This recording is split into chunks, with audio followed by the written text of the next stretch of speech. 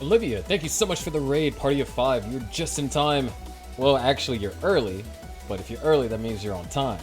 But you're just in time to watch match number 5, the final match between the Millionaires and the Wavey ones.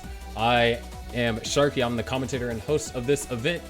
So it's going to be exciting, especially when we get into our later matches. You're going to see some high-level Tetris that it's going to be amazing.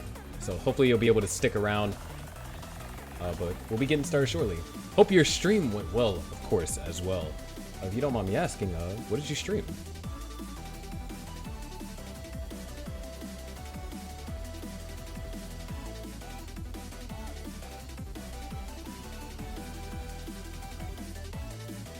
Hoggers. I mean, that makes sense.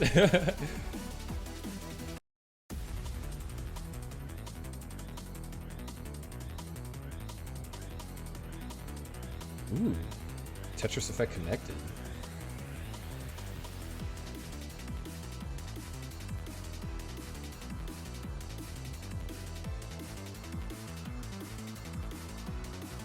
Well, I appreciate it.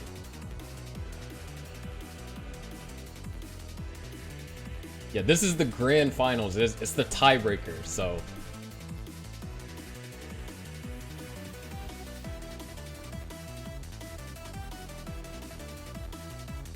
It's been a long time coming, but this has been an insane season. I'm gonna go try and wrestle in players.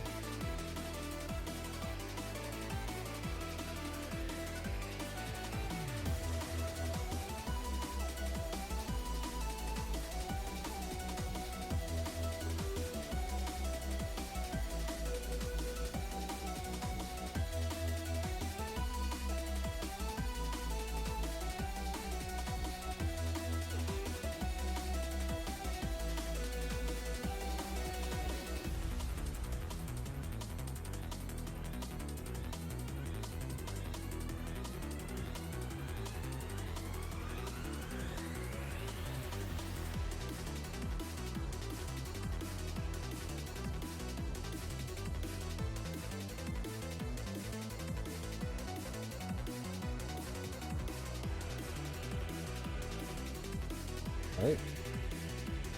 Seems we got one of our players in. Just need a second player. We'll have everybody. Thank you so much for the 500 bits. Yeah, all the VODs for this playoffs will eventually be uploaded over the next couple of weeks on the Classic Tetris Gauntlet channel. And then the match recaps will be uploaded on the Gauntlet Ascension channel.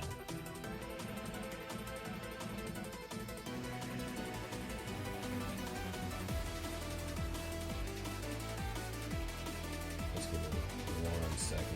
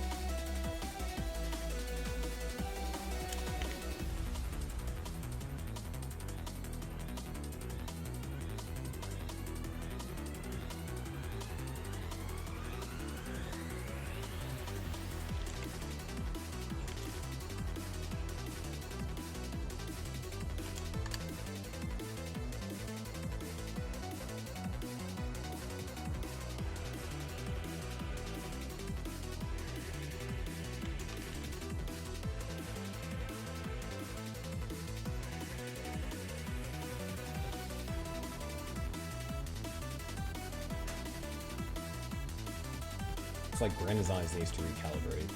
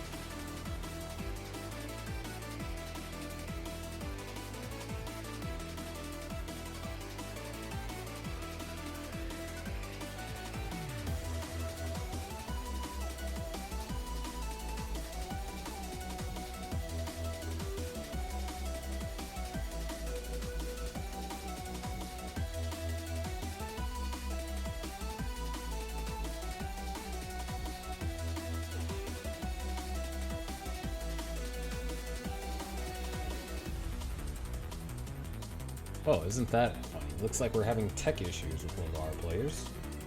We're trying to get that resolved.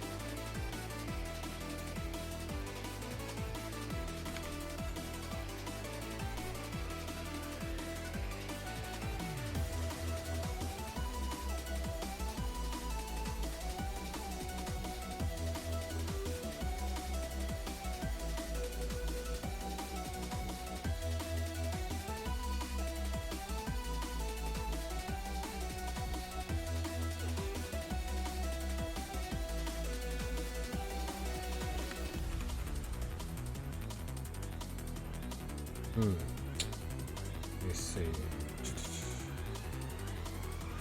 I gotta try to figure out how to solve this. Give me a second.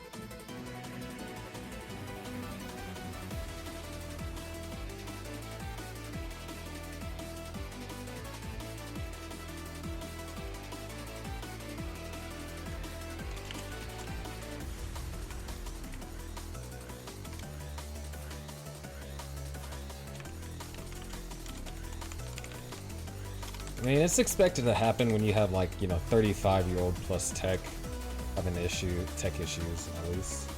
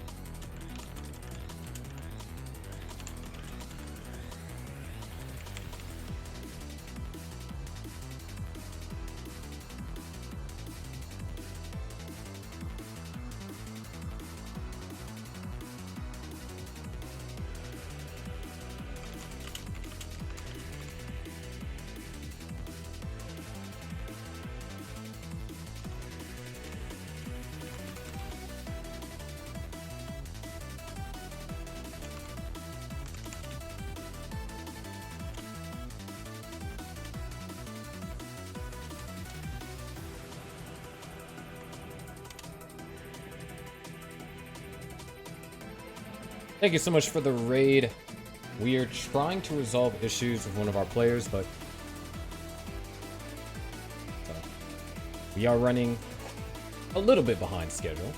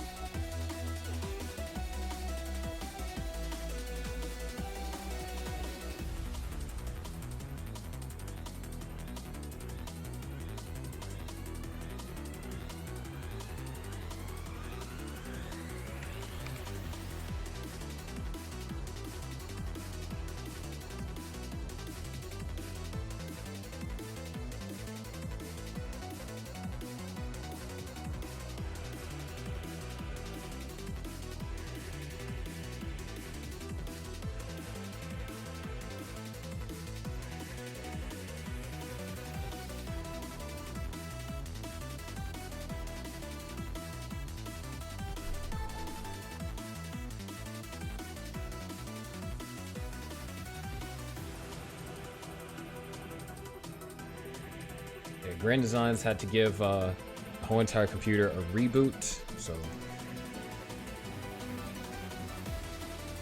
hopefully that gets fixed.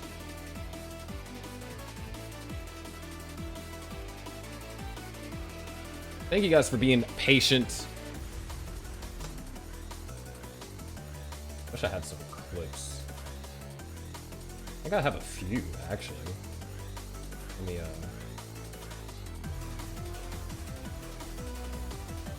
tweak something real quick.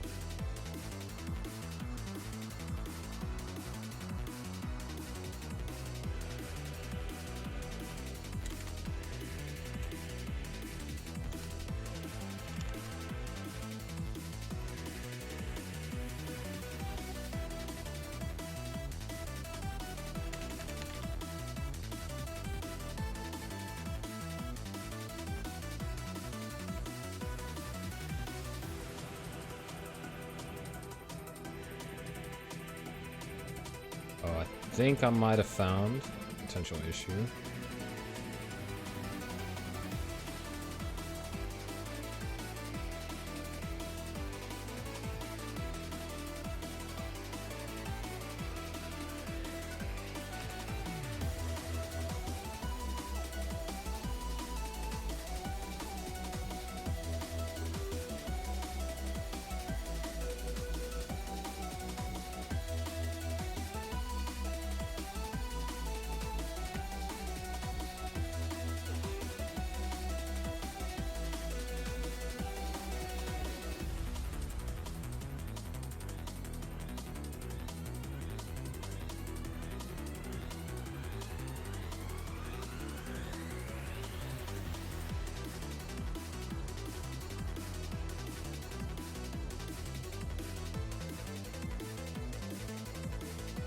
Okay.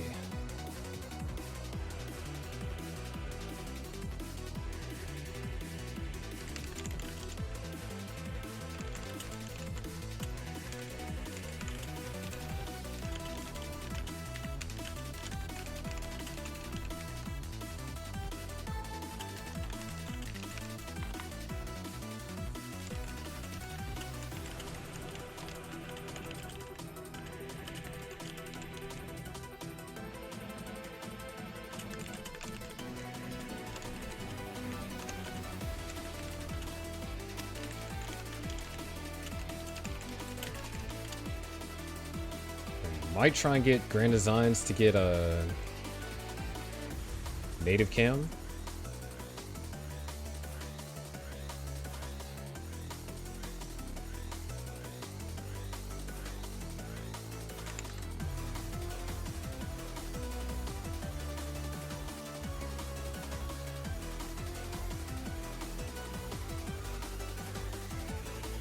Because I think that's the only way I think we can resolve this issue.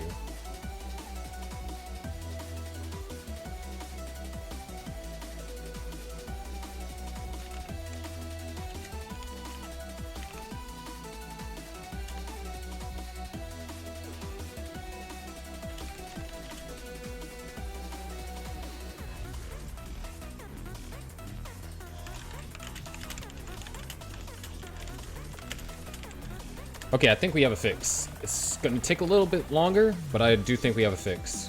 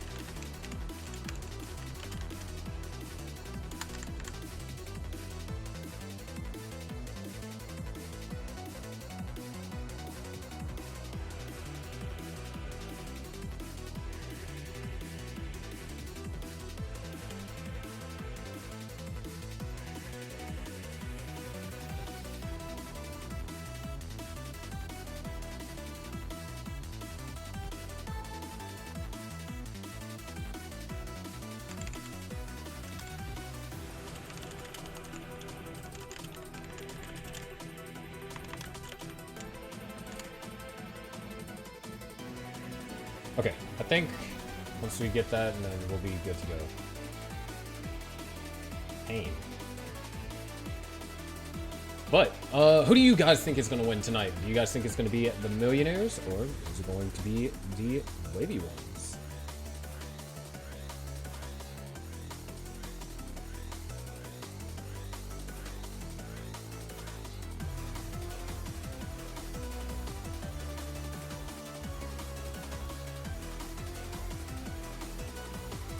Yo, thank you so much for the raid.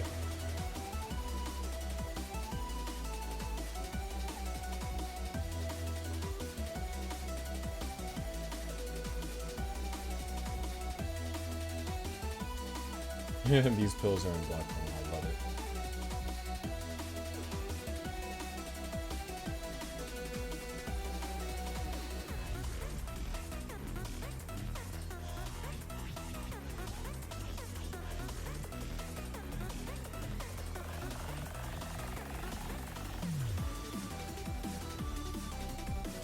Yes, this is the decider. This is the last match of the season, no matter what happens. But if you are interested in joining Classic Team Tetris next season, and you know, there's divisions for all kinds of skill levels. There's the top division, which you're seeing play tonight, and a new division, which is the Mino League. Then feel free to join the Gauntlet Discord server for more information. I'm trying to see if I can get this video to work. Give me 1 second, guys. Trouble? Okay, good adjustment. Got a little highlight video for y'all. And looks like both players going to be clean. Dog will transition at a 330,000 score. Wow. He's going to really have to dig deep in post-transition, down by 100,000 points. Oh my gosh, this tapping by Ian. Season. Yeah, seriously, so fast. Oh my goodness. So wow, Dog is gonna have to rely so hard on his push transition here. Yeah. And just outscore Ian. Tetris for, or not Tetris for Ian. He is Tetris ready. Look at that tap. Tetris for Ian and so Dog. fast. 500,000 at 387. Another Tetris for Ian and Dog. Wow, 2 Simon Tetrises back to back. Now, I wonder if we'll see Ian do a stylistic choice of going a little bit more conservative with his play, considering he knows he has a 100,000 point lead. I'm not too sure what his strategy is here. Maybe just wants to play aggressive just to... Getting that piece all the way on the left. Just to pressure him. Alright, though. Tetris for Ian. He's at 581. Dog now knocks down the Tetris, goes up to 469. The lead hasn't changed, but that's a problem for Dog. He needs to catch up somewhat. Ian's now having to take some burns, so maybe some boosted efficiency that Dog can gain there. Ian hasn't scored any Yeah. Tetrises, so Wow. Holy Dog cow, cuts both the lead players down to playing so 63,000. efficient. Ian might be running into a drought. Yeah, there it is. 15-piece drought so far. Ooh, Dog misses an L left. That's gonna slow him down a little bit there. Yeah, unfortunate slowdown for him too. He was catching up. He was only 33,000 points away from Ian at one point. Ooh, nice double long bar right there for Dog. Tetris for This is Ian. so good. 656 for Ian. 592 for Dog. Not that far behind. In fact, he's only down by 30,000 points. However, he is ahead in lines, but Ian had to take a triple followed up by a double. Wow. We're only separated by a Tetris and a half. And a center wall Tetris and a well transfer Nice. for Dog. Well transfer. Oh, this is it. This is coming down to late game here. Yeah. Ian needs to play as efficient as he can here. These last 3 levels are always crucial. Tetris for Ian. Goes up to a 70,000 point lead, but Dog's running out of room. Oh, Dog is nice triple there. Nice double. Nice TPs. Ian's taking his time getting Tetris ready. He's ready. Dog only trails by 30,000 points. Ian had to take a triple. Dog with a Tetris. We're only separated by 10,000 points now. Oh my goodness. Ian running into a 20-piece Ian drought. running into a drought right now. And he Oh gets the my long bar goodness. over. Simul Tetris. But he needs the right pieces to burn this out. Dog is Tetris ready. Ian is not. Nice double. Throws that all the way over. Nice double. Alright, he opens that up. Running into a drought. We are at the same line count. Ian is Tetris ready. Holding out for the long bar. Where's the long bar for Ian? Where's the long bar? Okay, this is looking good. Tetris for Where is Ian. it? Nice. And another Tetris for Ian. Up to a This is 50,000 it. point lead. This is it. Dog is running into a Ian. drought. I'm not sure if Dog can hold out long enough. He gets it over. That's not a Tetris Right. though. That's more than 5 lines. Dog is gonna have to. Oh, wait, that is. Dog needs this last Tetris. Dog needs this. Oh no, but he hangs. He bangs it. Can he get it This is over? No, that is it. Ian clutches out the victory. 882,000 to Oh my goodness. 875,000. Oh, Are you freaking kidding me? wow. Not 3 only. hung long bars for Dog on the right there. That was insane. What a game. Not only did Ian transition 100,000 points higher, Dog was able to close the gap to only 7,000 points. And if he would have got that long bar over, we would have been 2,000 sitting in points. sudden death right now. Oh my goodness. Let's see if they'll be able to make something happen here. Miles transitions at 486. Superminds. Oh, Miles going for the center well. Superminds transitions at 583. Okay, Miles replicates the same thing that was done on 18. Gets a piece over high left. The center wheel is open for Miles, and there it is. One center wheel Tetris, and follows it up with a triple. Miles alive yet again. However, is down by 82,000 points. Superminds with a pristine board, ready to score not just one, but almost 2 Tetrises.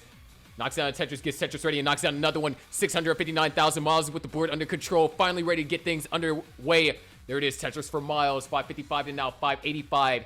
Down by 130,000 points. The line counts are almost identical. Well, now in favor of Superminds. So Miles got a lot of work cut out for him. Decides to set up a delayed burn. Delayed burn gets executed. Had to do a little bit of burning here. Meanwhile, Superminds knocks down another Tetris. 741 and now 611. Another Tetris for Miles. Meanwhile, Superminds having to deal with a slight delay burn. Gets the T-piece. Miles is Tetris ready. Tetris for Superminds. Trying to continue to maintain a 150,000 point lead in terms of this overall separation.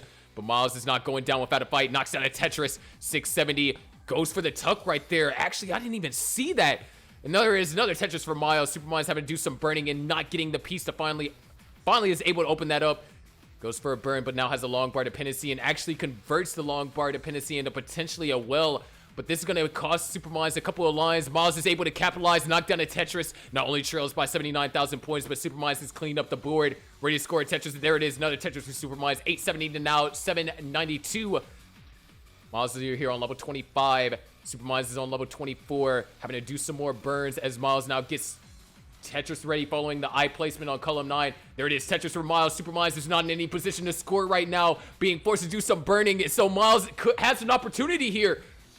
This is massive. Miles waiting on the right pieces. Unfortunately, oh, perfect Z piece right there. Miles opens up the well. Superminds is clean. There it is. Tetris for Miles and Tetris for Superminds. 860 now 914. Both players are on levels 26. 980 or 914 and now 894. Both players are Tetris ready. Miles sets up a T-spin, hits the T-spin, and follows it up with a Tetris. What a combo right there. 927 and now 949. Superminds not getting the long bar. Finally is able to get it knocked down to Tetris. The lead changed briefly right there. We are separated by only 21,000 points. Miles looking for an L or a J, decides to make an adjustment. And there it is, Tetris for Miles. 996 to now 1,017,000. Both players here nearing the 29 transition. Miles knocks down another Tetris, goes into the lead by 12,000 points, knocks down another one, could try and go for one more here, but Superminds can only get 2 more here on level 28. Miles is getting set up. He's holding it out. All right, Miles goes to level 29, 1.1 million. Superminds actually in a little bit of trouble. This is not an ideal board. Miles knocks down another 29 Tetris. Waiting for the right pieces here. Superminds gonna just go ahead and burn this out. Go for the skim. He set up for a 29 Tetris into 29. 1,098,000, 1,145,000. Miles able to get some pieces over to the left. Very crucial. Trying to down stack this the best that they can. They need to get a piece over to the left. Can they do it? What the heck? What is that roll? Superminds down by 47,000 points. So both players are battling here on level 29. However, Miles is running into some complications in the stack. Able to roll those pieces all the way over to the left. Meanwhile, Superminds still trying to get actively. But oh no, that misshot might provide complications. And Miles is still surviving this. What is going on? Superminds can't get a piece over to the right.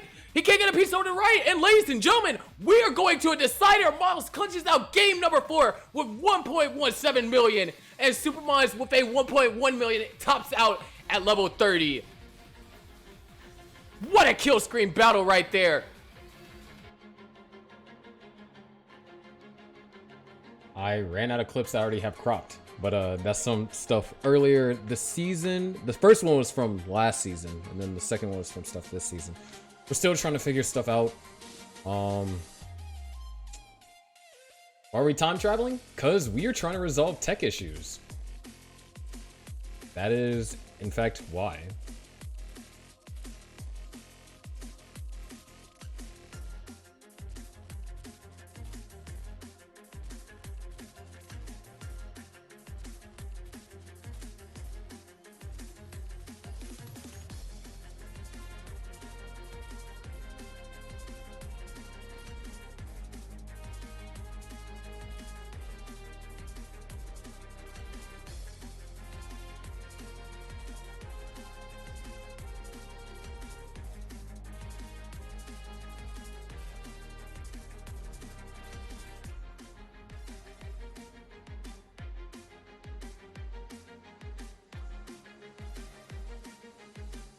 Still, oh, you don't have contact with GD.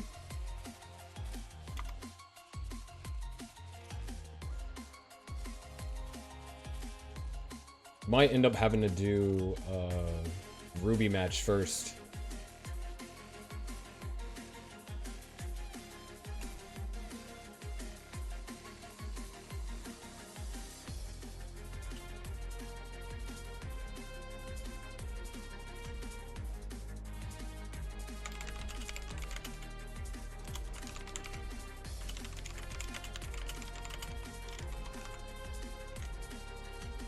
Wait, hold on.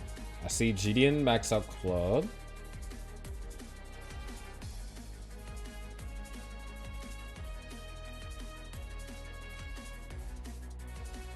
And he's gone.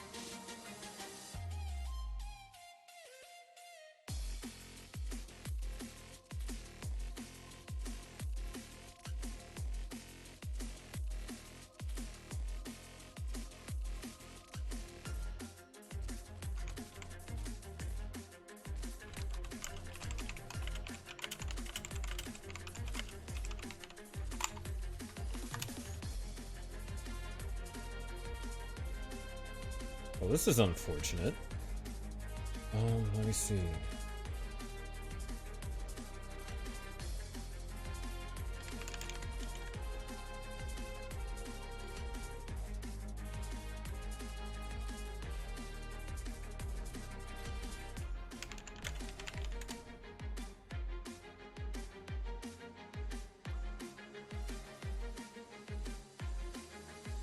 Oh, wait. Hold on, Grand Designs, did you try restarting OBS?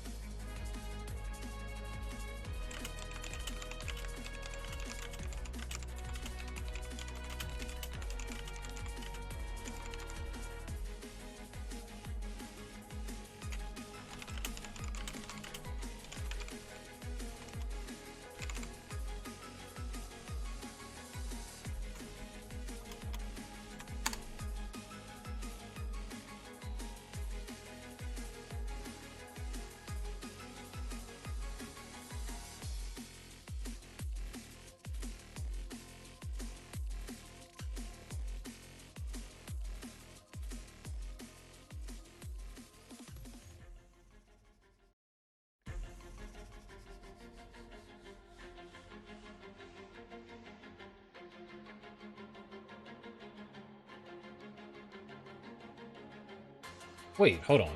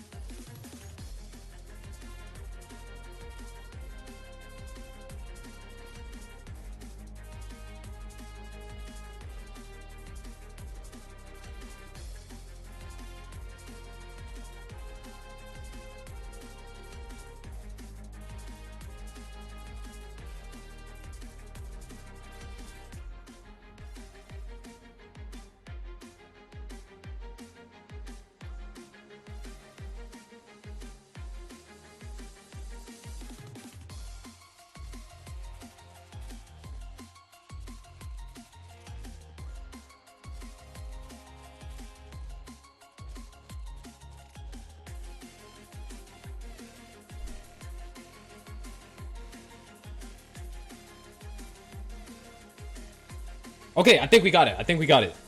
Okay, we did it. Only took 30 minutes, but we did it. Thank you guys for being so patient.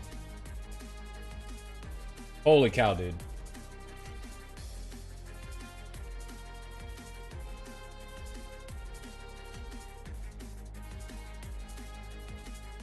Yes, we got it.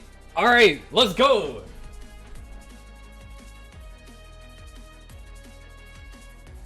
Okay.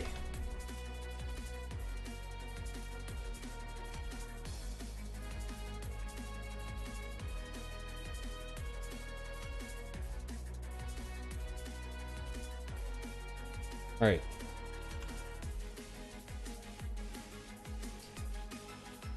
See, I knew.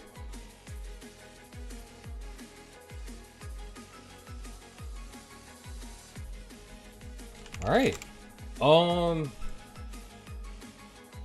I guess at Gunther and Grand Designs, you can discuss in chat whether or not you want same piece sets. But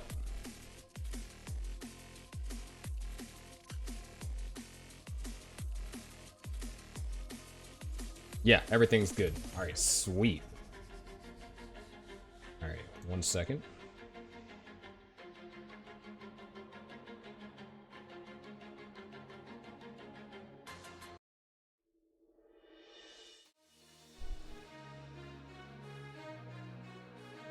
Ladies and gentlemen, thank you for being so patient. It is time for match 5, the decider of the classic Tetris Gauntlet Overdrive Playoffs. I am your favorite underwater host, Sharky, and tonight we have an exciting match in a series that can be summed up in just one word. Couple words. Absolutely insane. The Millionaires, they were up 2-0 in the first 2 matches, but then the Wavey ones brought it back, bringing us to the situation where we are at right now. So I believe now we just need to get on Grand Designs' cam and then confirm if Gunther and Grand Designs want to do same piece sets, but then we'll be getting straight into our first match shortly. So thank you guys for being so patient, and honestly, I mean, perseverance is powerful. I mean, yeah, it took us 30 minutes, but we got it figured out. So I'd say that's a win. So with that being said, you're gonna see both of our players warming up. We're gonna try and get Grand Designs' cam in here, and then we'll get started.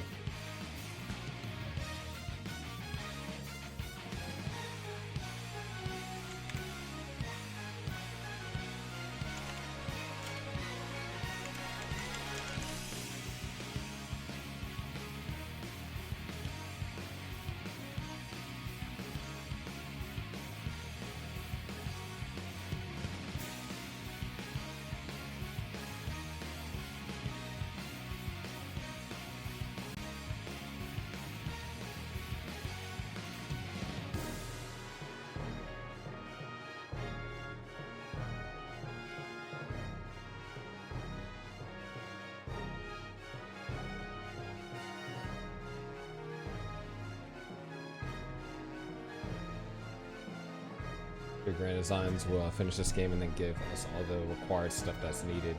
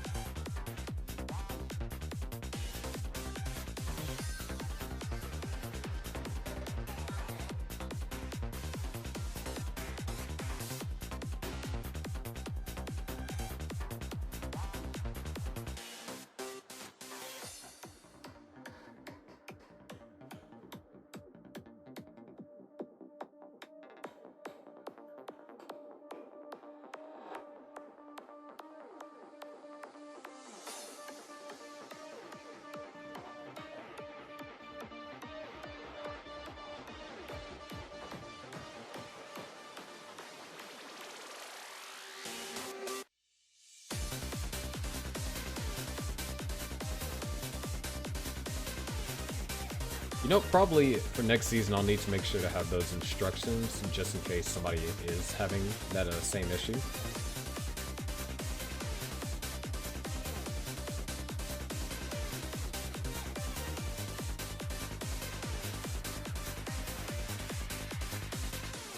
Should be hot.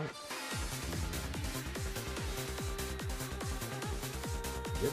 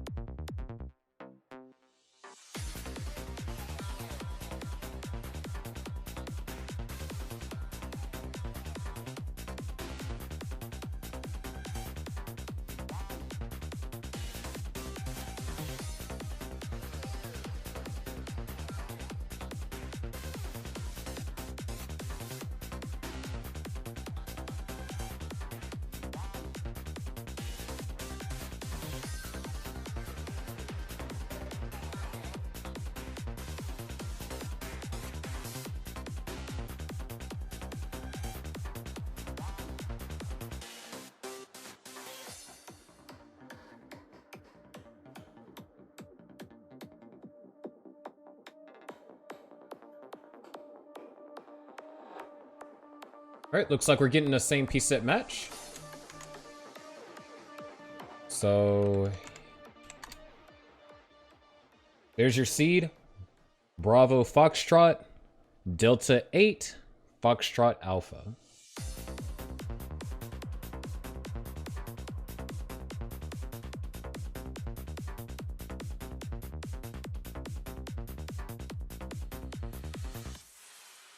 When both players are ready, just give a ready up on Max Out Club. Make sure you stay tabbed in to Max Out Club and keep OBS open, and we'll be good to go.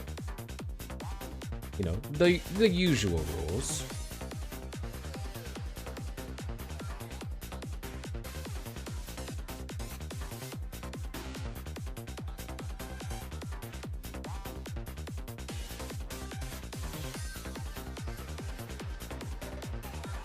Meanwhile,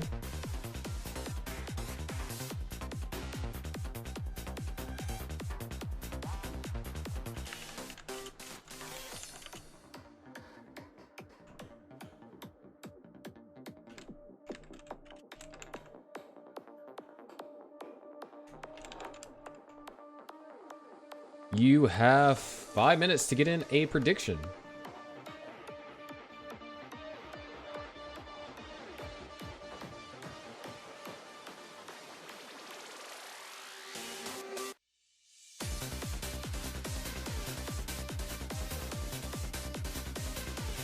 All right, while that's going on, let's go ahead and finally get our first match counted down. No, we're 40 minutes late, but hey, better late than never. Anyways, first game of match number 1. Here we go in 3. Oh wait, we are missing cam. 2, 1, Tetris. I'll get that cam up. Just give me one moment.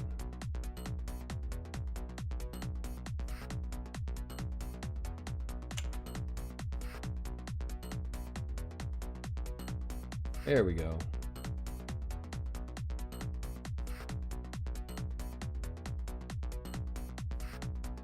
Super scuffed.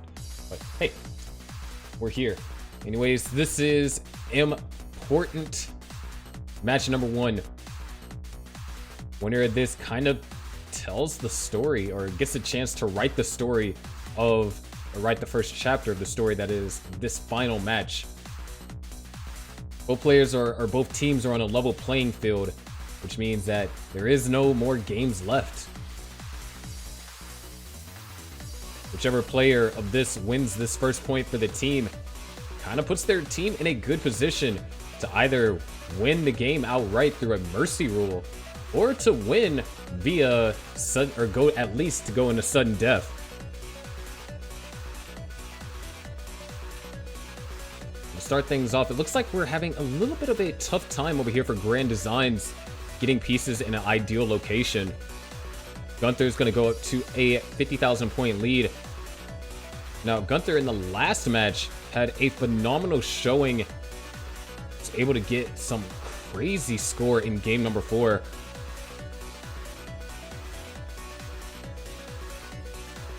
And it's definitely looking to replicate that here. Looks like a 22-piece draw. Gunther still able to score these Tetrises. There it is, a Tetris for Grand Designs finally starting to fight back. But there's going to be spending a couple of burn lines, just getting the board under control. You know, Grand Designs is set up kind of ZT dependent. Doesn't want to wait for it, so creates a hole instead. Great flat burn. And ooh, Gunther with a misdrop there. This is actually a really tricky situation to try and get out of. And Gunther's going to top at 131,000. Grand Designs, you need 132,000. Just that misdrop was so difficult to try and find a way to navigate through it in a safe fashion. And of course, there is money on the line for this game. Both of these players are going to walk away, or both of these teams rather, are going to walk away with a payout of what's in that matcherino you see in the bottom right corner. But, of course, you win the event, you're going to walk away with a bigger payout. There's a Tetris. One more will do it.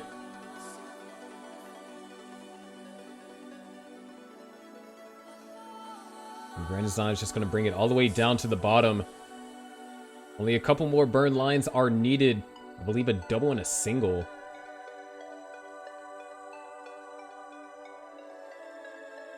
A double would tie it. And now, that is good. Grand Designs takes game number 1.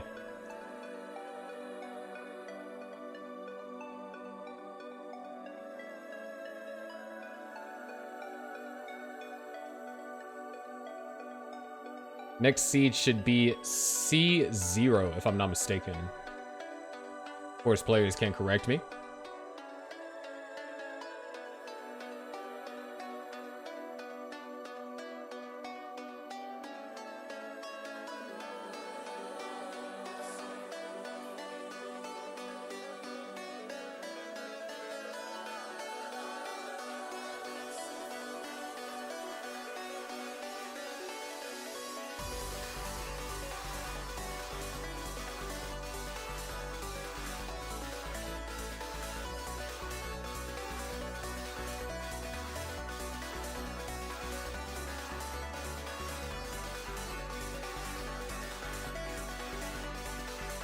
And when both players are ready, I believe we can get started. So I think C0 is the seed.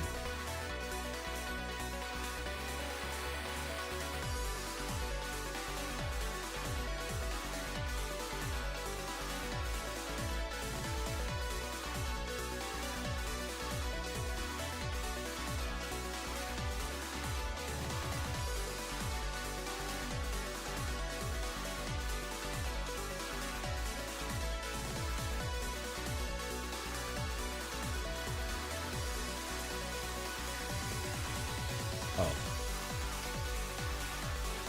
My bad.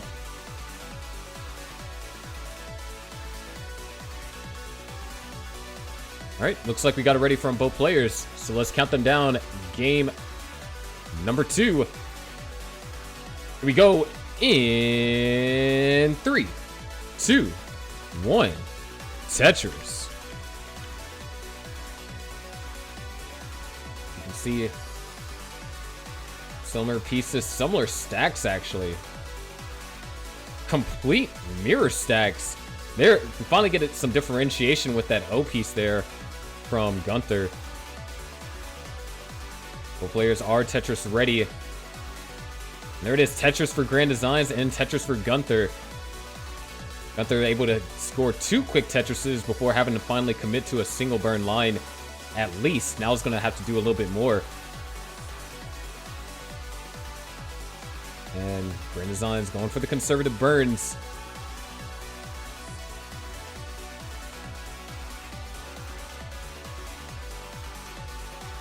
Gunther having to do some digging here.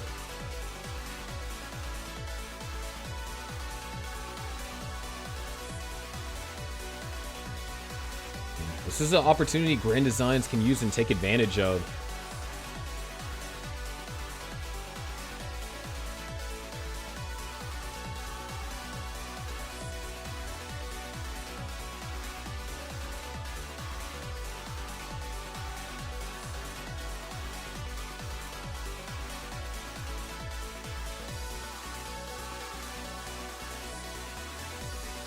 And Gunther might be in trouble. Not sure if anything can get over to the left. Gunther's going to have another early top out. Grand Designs goes up 2-0.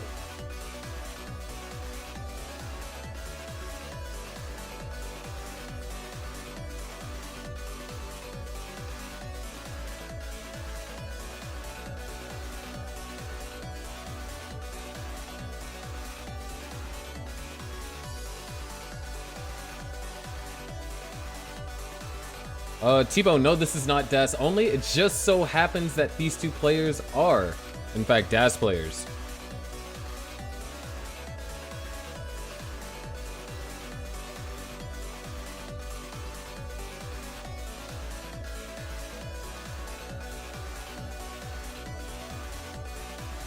These players are in the quote-unquote platinum division of Gauntlet. So in the later divisions, you'll especially see these upcoming ones. You're going to have two rubies facing off against each other.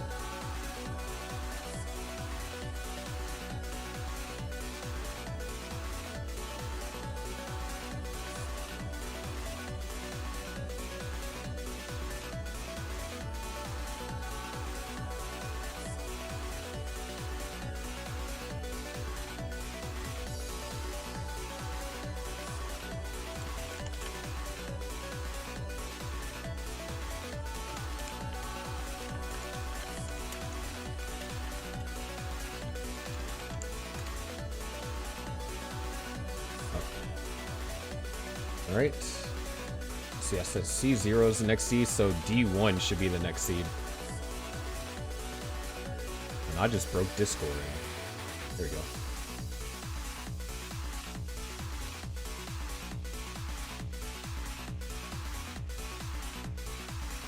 Pretty confident that's not supposed to say level 32.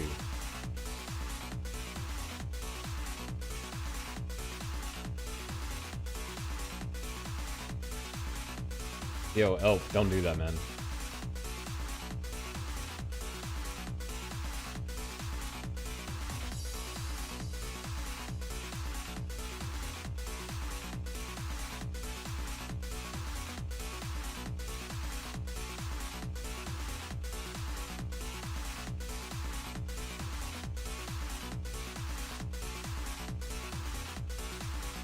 Gunther, do a quick 18 start, like unready real quick, and do a quick 18 start for me. On a different seed,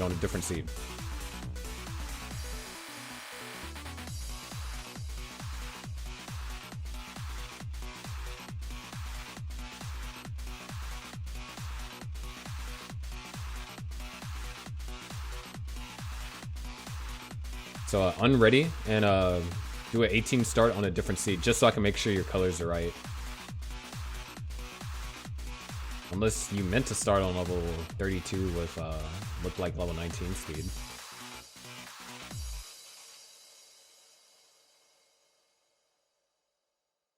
Alright, well it looks like we might be restarting just in case.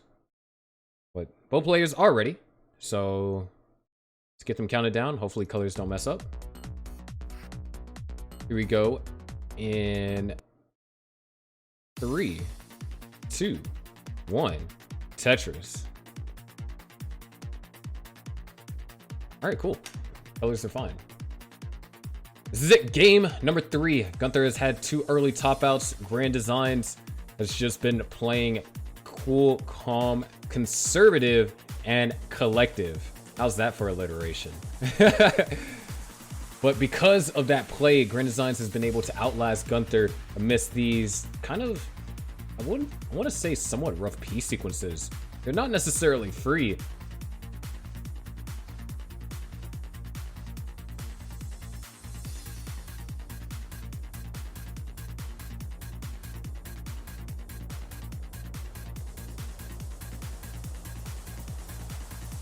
But looks like so far both players right now are kind of in an equal position here. Grand Design's actually going to have to commit to some burning. Nice placements over here for Gunther. Tetris ready, knocks down a Tetris. Grand Design's going to go for the conservative placements though. Not going to try and set up for anything fancy here in the center. Might go for this one. Yeah, double long bar, Tetris for Grand Designs.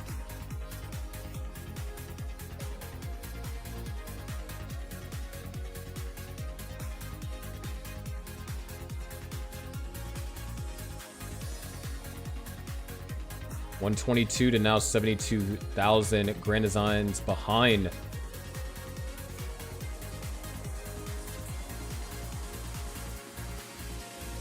Gunther now having to experience a minor slowdown.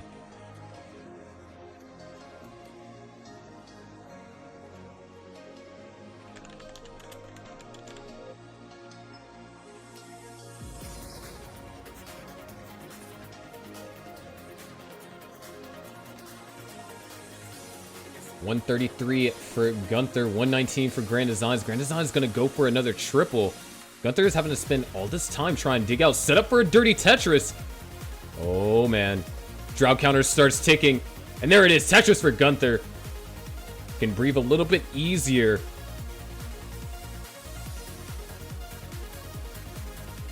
You got to be weary of those kinds of situations. Don't want to go a little bit too aggressive.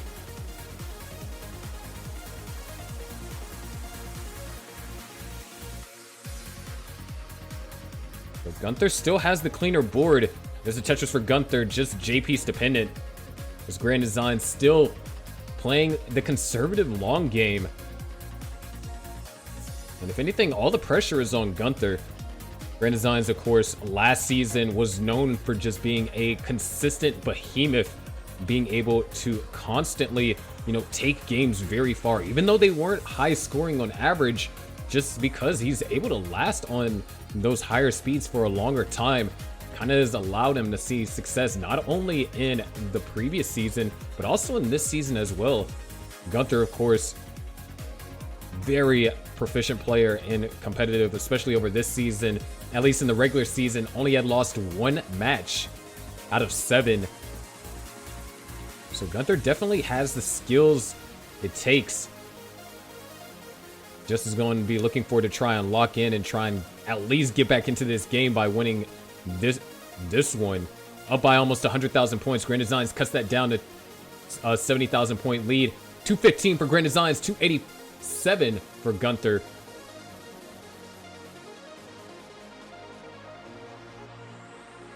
And Grand Designs ZT dependent. Gets a T-piece following a Tetris. Starting to cut in a little bit into Gunther's lead, as Gunther is L dependent. Looking for an I, now looking for a J, now looking again for an I. I-piece dependency can get scary. And set up for a dirty Tetris. And able to get it over, knock down a Tetris, opens up that right well, and knocks down another Tetris. 338 to now 264. Great play over there from Gunther. Another Tetris for Gunther. Continuing to put more pressure on Grand Designs here.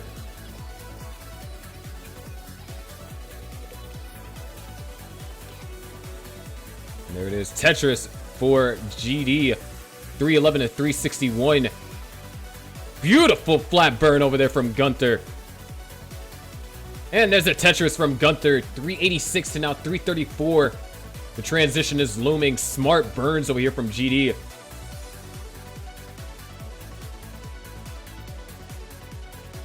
Another Tetris. 359 to now 409. 50,000 points is all that separate these two. Gunther is in a must-win situation.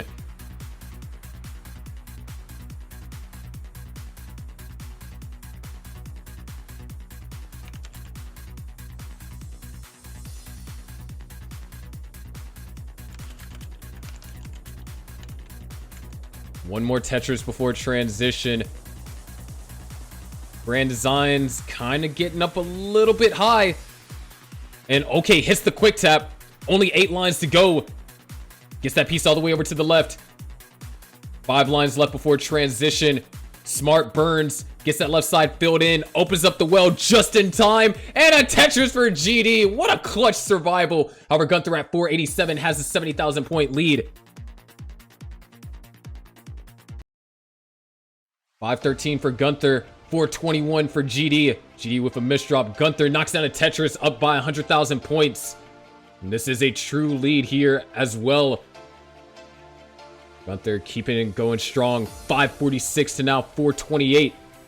Gunther having to commit to a couple of burns. That hole on row 2 is going to be tediously annoying to deal with. It's going to cost quite a bit of lines.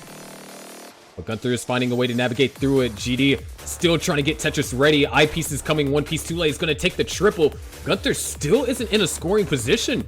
And these pieces are rather complicated as well. Grand Designs looking for ideal pieces. Tetris ready, going to go for the skim. Set up for the long bar. Waiting on it. 17-piece drought. And there it is. Tetris for GD. Gunther is in trouble. That left side needs help, and it needs help fast. Nice flat placement. Needs to get that eyepiece over. Not going to go for a quick tap. Just going to try. Oh, no, the overshoot. And Gunther's going to top it at 565. Grand Designs needs to get to 566. 87,000 point chase down. Grand Designs has the option to line out here or go for Tetrises. At this point, wait, what?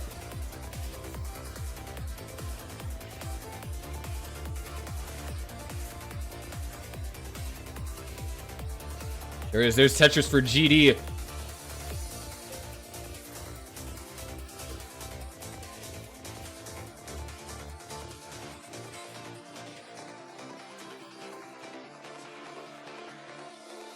Yeah, 566 is the score that is needed.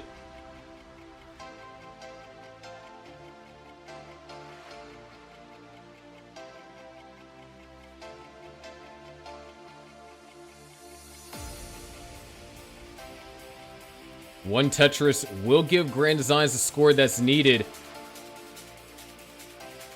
Still has a bit of time to line out.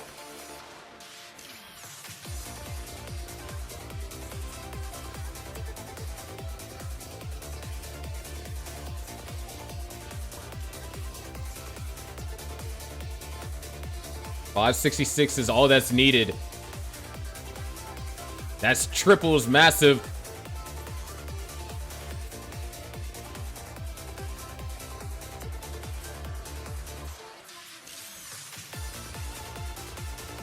Couple more lines here. It's 563, 564, and 567. Grand Designs sweeps Gunther, and the Millionaires lead the set 1-0.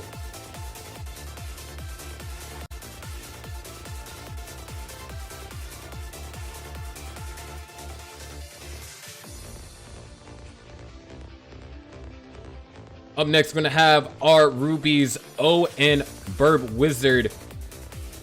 So bear with us while we get those two players up next.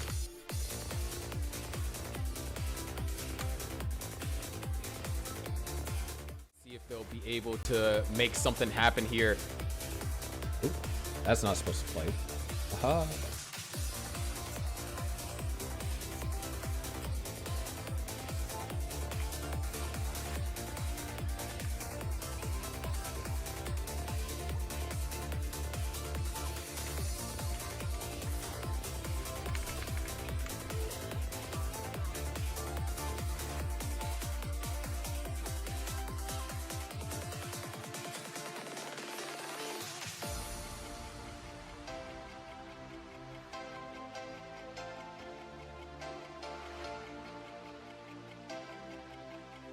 All right, looks like we got same pieces being requested.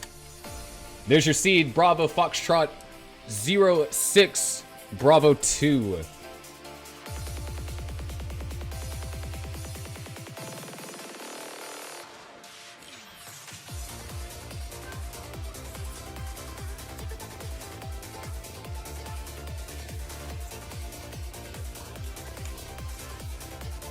Bruh, no shot, that graphics scuffed.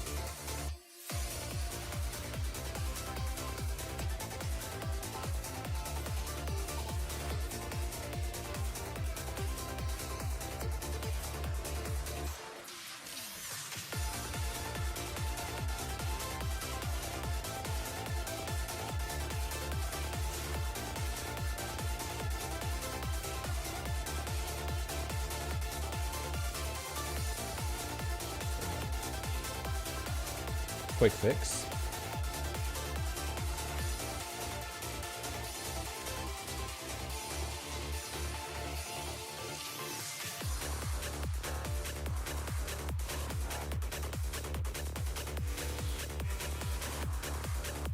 Oh, can you test out your max out club for me real quick?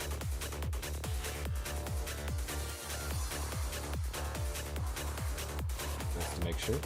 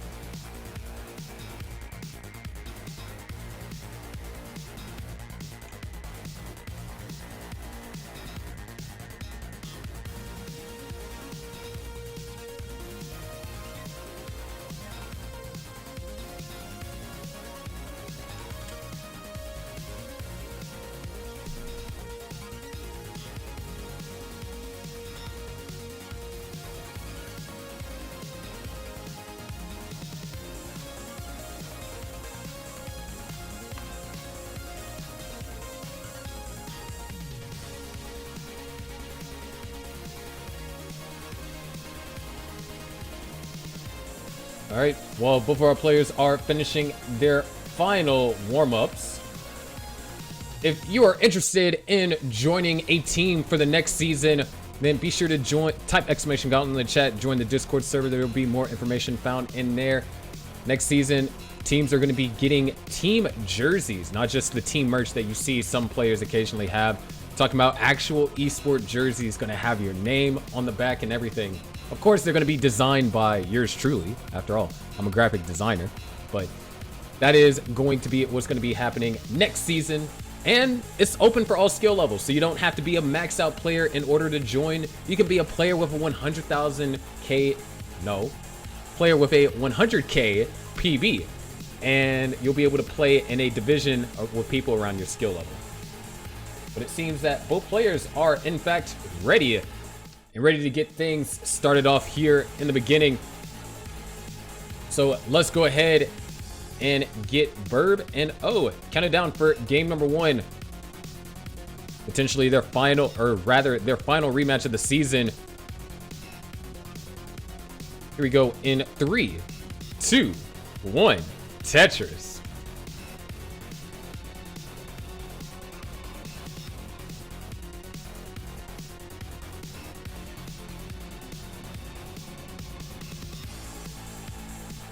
Same piece sets, and sometimes the sequences can be brutal, but in the case of going up against a player that is around your skill level, it's really going to be your stacking what determines how successful you will be in the match.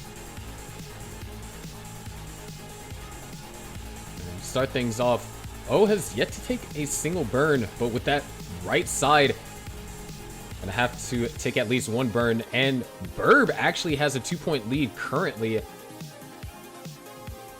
Of course, going to lose that as it's going to have to do some burning. 2-point lead still, but a Tetris for 2 Tetrises for O.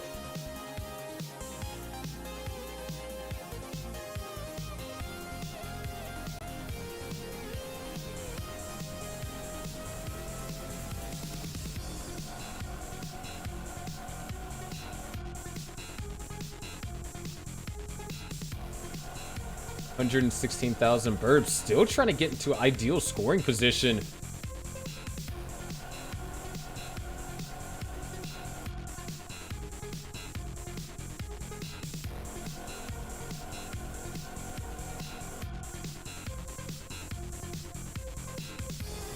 Burb now keeping things clean.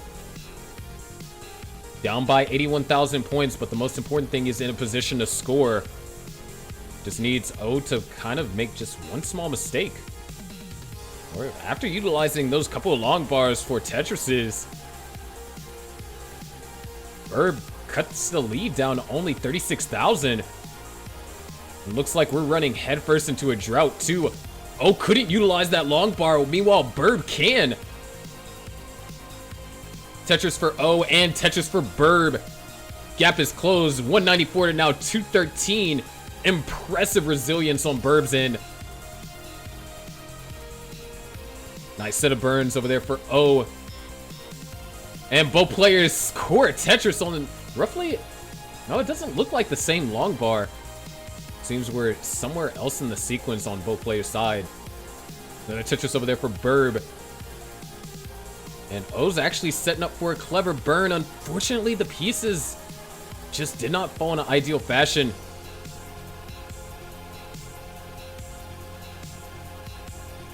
Is now J dependent. Burb knocks down a Tetris, cutting the lead down to 200 and, or not 200, to 2,200, and takes the lead with that Tetris.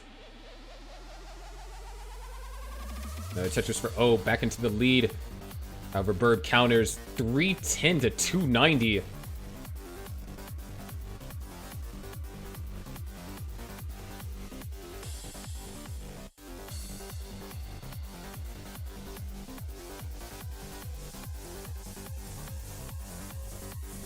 There it is, Tetris for O, surviving that kind of turbulent piece sequence.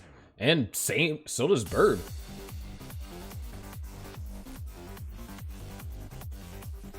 Another quick Tetris over there for O. 363 to now 338.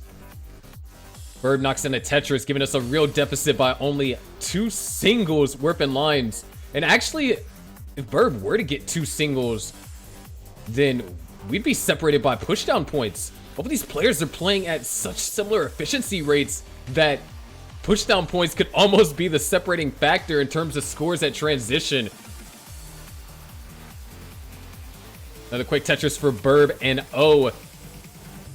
Burb, of course, behind in lines.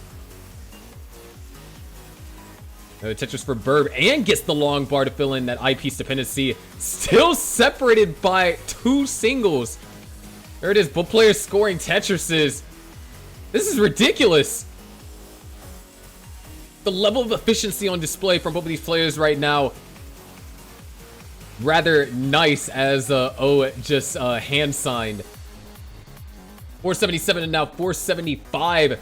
And neither player just taking any burns here. Burb knocks down a Tetris, and O follows. takes a single and knocks down another Tetris as well. Burb, on the other hand, needs to deal with that left-hand side. And, didn't see the adjustment for that respective piece. That's going to be a couple burn lines, at least 4 more. And that could translate into a Tetris gain in the lead for O here.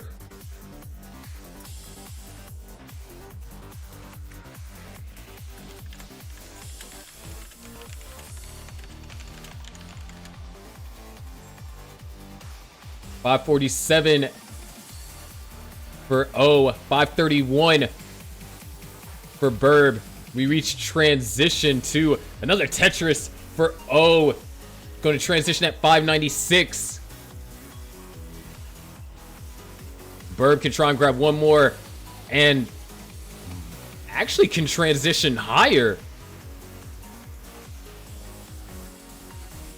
Burb is set up and Burb is going to transition at 601. If that doesn't tell you how close this game on 18 was, then I don't know what will. Another Tetris over there for O. Burb, on the other hand, having to try and get the stack in Tetris position, is ready, but now has to maintain the stack in Tetris readiness. Knocks down to Tetris, 629 to O's now 673. Another Tetris over there for O and a Tetris for Burb. Behind in line, so that lead isn't as big as it seems. Tetris for Burb goes up to 679. O goes up to 727. Burb is Tetris ready. O is working on it. Creates an isolated dependency, needing an S or a T. Gets the T piece, that's perfect. And a slightly off sync simul Tetris. 757 now 733. Burb with the pace advantage. Nice tuck over there for Burb and Tetris for Burb. 762 to now 787. Back and forth here. Level 22. Burb making the adjustment. Great pieces. Would love to see an L piece soon after. Gets an L piece and the J. Perfect combination. Gets a T piece for the skim and is now Tetris ready. 790 to now 817. O is Tetris ready and knocks down a Tetris. Burb is holding out for the long bar. Covers up the well. 2 long bars come. Now the well is open. Can a third one come? Yes, it does. Tetris for Burb. 820 to now 845. Burb is set up for multiple Tetrises. There's one. And not quite Tetris ready, but is Tetris ready and takes the lead. 879 to now 875. We're separated by 1 line. 3,000 points is all that separates us. Oh, right now looking for a couple of pieces, and they just aren't falling. Looks like we're running headfirst into a drought. Split trip over there for O. Burb is Tetris ready, holding out for the long bar. Covers up the well. Doesn't want to go for the tuck. Now, Burb is in trouble. Gets the eyepiece all the way over to the left. Throws several eyepieces over to the left. O knocks down a couple of Tetrises, goes up to a 60,000 point lead. Burb is in desperate need for a long bar. Opens up the well following that Z burn and is now Tetris ready. 893 to now 983. Tetris for Burb goes up to 924. Another Tetris for Burb goes up to 956. But O is at 1,060,000. But oh, the misdrop didn't get far enough for a tuck. And now Burb is only down by 26,000 points. And this is quite a costly dig as well. O needs to find a way out of this. He's going to try and tuck that eyepiece. Maybe help alleviate some of the damage. Level 27, Burb knocks down a Tetris into the lead. That's going to be a triple for O. Still holding on to a lead just by only a couple thousand points, but not anymore. Tetris for Burb, 1,061,000, 1,037,000. O has gotten the board clean. We are heading into 29 on the next Tetris for O. Burb can try and grab 2 more. Make that 1 more following that Tetris. 1.1 million for Burb. O trying to get set up. Gets perfect pieces. Needs the long bar. Both players. All right, there it is. Tetris for O and Tetris for Burb. Burb with a 50,000 point lead. Another Tetris for both O and Burb on 29. Burb is in trouble. O needs to get good pieces. Throws that piece all the way over to the right. Down by 48,000. Burb's doing everything possible to survive, but it's not going to be any avail. O has a 46,000 point chase down. Going for some flat burns. Not trying to play any risk here. 39,000 points is all that remains. Level 31. O just needs to chase this down. 30,000 points left. 1,177,000 is the score that O needs. And that's a triple. Not going to play risky. Not going to try and go for the Tetris. And O doesn't hit the tuck. But only a couple more lines are needed. But it can get complicated real fast. And speaking about real fast, Couple more lines, and oh no, the left side! Goes for a couple of flat burns. Might still be able to get away with this. Needs one more line, and what a clutch survival. And good sportsmanship from Burb as well. Absolutely ridiculous, and getting the 5-tap. Game 1 goes to O.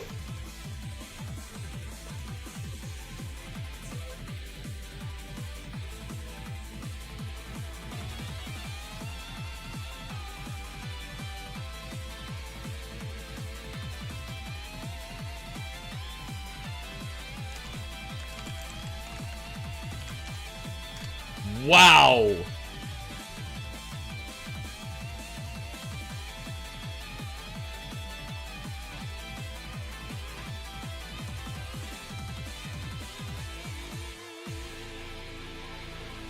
That was a Waco Andy moment right there. Almost.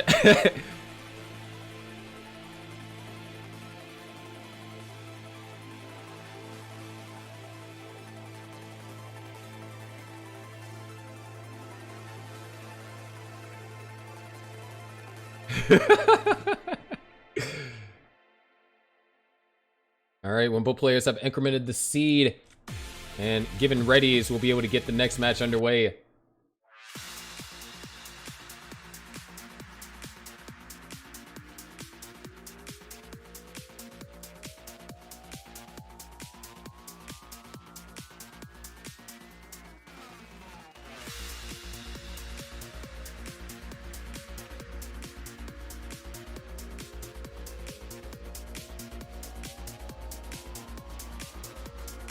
Oh, the heck, I ended the game earlier.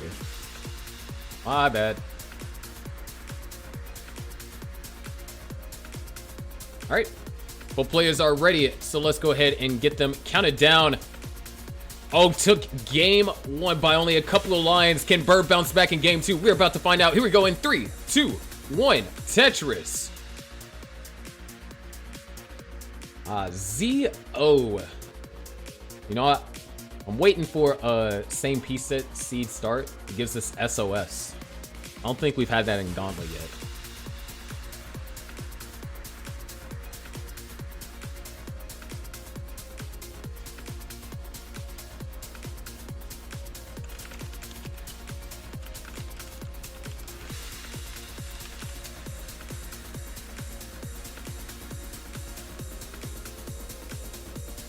Anyways, game 1. Stellar game. It was neck and neck all the way to the end. Burb did find some separation because of a massive misdrop on level 26 from O, but O just able to have a little bit more 29 play in hand. And oh, looks like we are running into a drought here. And O actually was unable to capitalize on the long bar.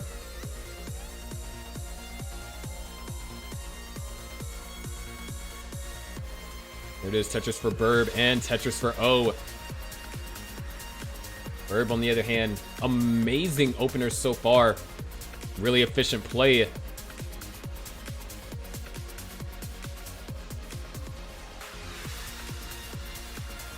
Well, ooh, great pieces. Another L would be helpful over here for O. And looks like we run into another drought. And the drought ended at 24 pieces again.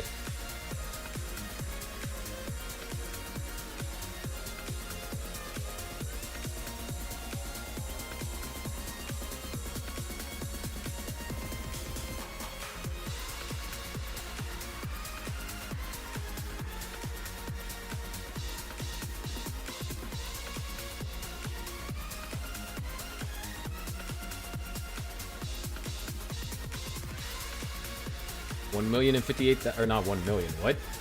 158,000 to 236,000.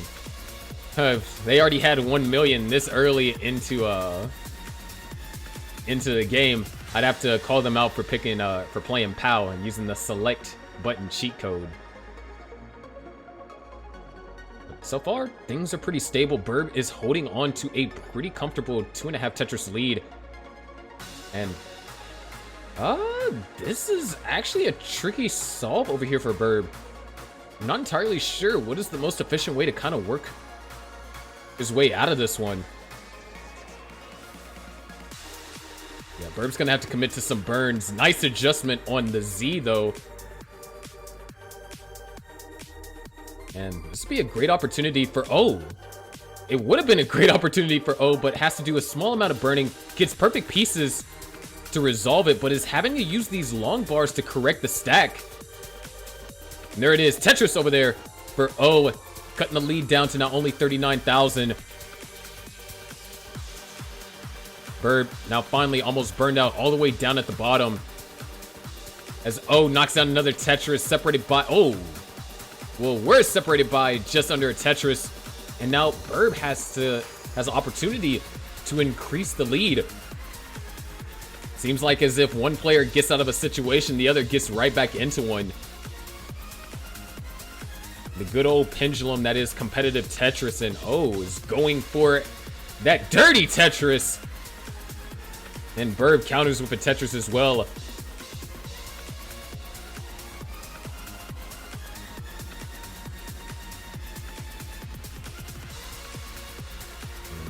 O could try and go for another Tetris here. Is going to get set up. Down by 60,000 points. There's a Tetris for O. Burb going aggressive too. And Burb scores a dirty Tetris. And O scores a dirty Tetris right back. You know, this kind of reminds me of Burb versus SV in Wednesday's matchup. That was absolutely some of the stupid, most insane level 19 play that I've ever seen. It was completely incomprehensible.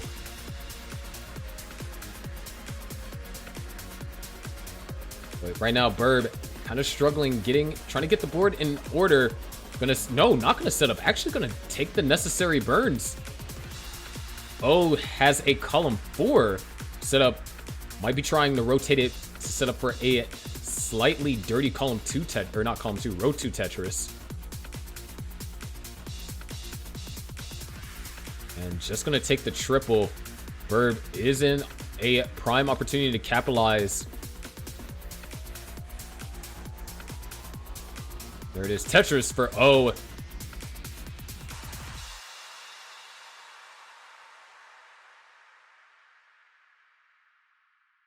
One more Tetris is left for Burb, 2 potentially for O here.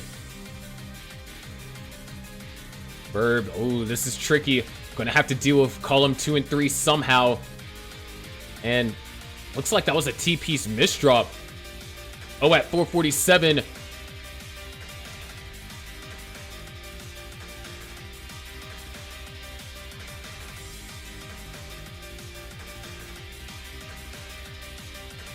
Burb needs a little bit of help here.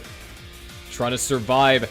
That's not going to be a Tetris, but that is going to be a double followed up by a couple of singles. Good burns here. Love to see an eyepiece. Finds an alternative solution. Nice double L burn. And oh no, another misdrop for Burb. Could try and go for a dirty Tetris, but is definitely looking to prioritize safety. And Burb is in trouble, needs the long bar, needs something, and nothing burns. Burb is topping out at 507. O is good for game number 2.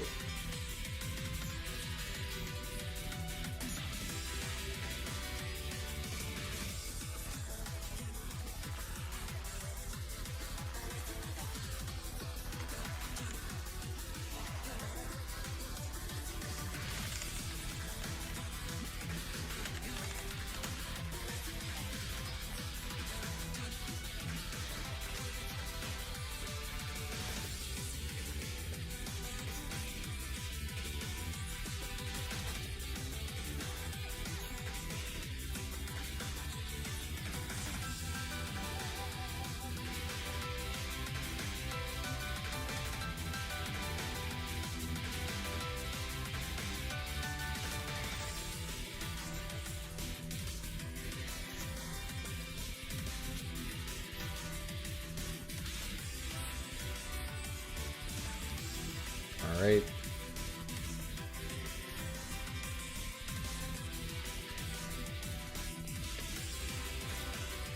Looks like we have it ready from both of our players. Game number 3. Let's go ahead and get them counted down. Burb's back is against the wall.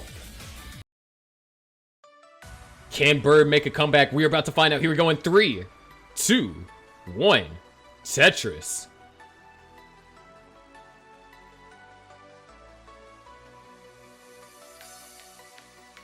Burb had a great game 1, and game 2 was looking to go in his favor up until transition. And has to win this next game, or else the Wavy ones will be put in quite a precarious situation.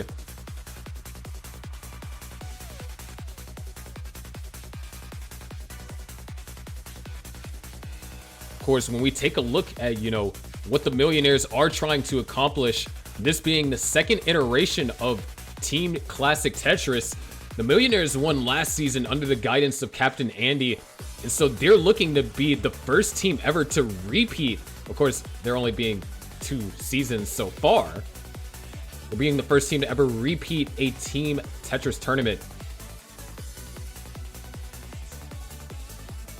So if they can manage to pull off the game here, they'll be going into the next season looking to try and get a three-peat. But of course, the competition so far with all the players that have registered next season is going to be quite difficult, and the Millionaires is going to be losing a valuable player that led to a lot of their success, which is going to be SV, which we should be seeing play up next in this match here.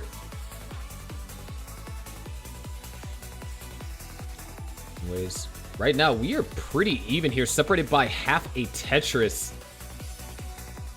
Both players clean stacks, and it looks like we are going to be running into a minor drought. And Burb now gonna have to burn that out. Able to still score the Tetris, so O doesn't necessarily have any room to capitalize immediately. But given now Burb is now in this situation, ooh, double rotation on that J. It's a little bit rough, but it looks like the pieces that follow are going to be conducive for scoring Tetrises. Number quick Tetrises for O, 234 to now 194, 47 lines, both apiece. Burb has now cleaned up the stack.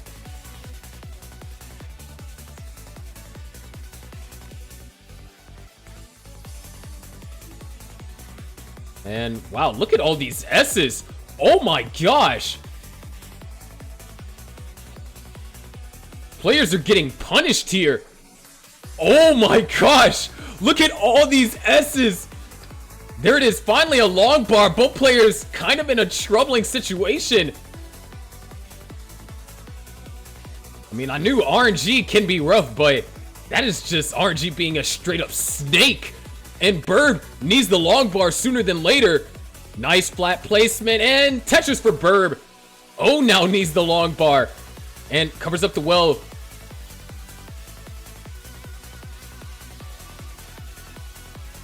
Just more S's over here for O. And we are tied. Burb knocks down a Tetris, is going to be breaking the tie, but we were tied there for a second, and Burb pushed down for one pushdown point to prevent any sort of tie. What a tough sequence to manage, but both players are alive. I mean, goodness gracious. All those S's. I mean, what can you do? With 326 for Burb, 308 for O.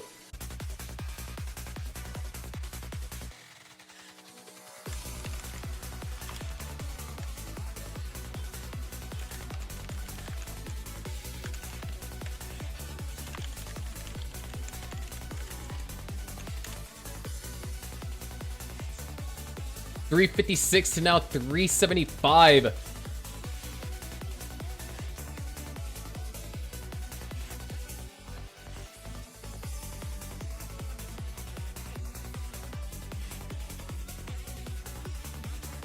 And looks like Burb is going to be able to transition at this rate. One Tetris in the lead. Similar to what we saw in kind of game 2.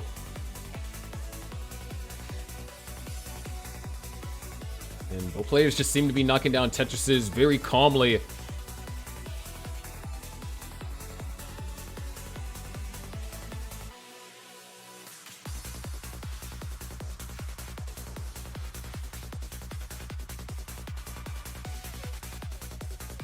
Couple lines, left tilt transition. 2 Tetrises left in hand for Burb. 3 Tetrises left in hand for O. Make that 2.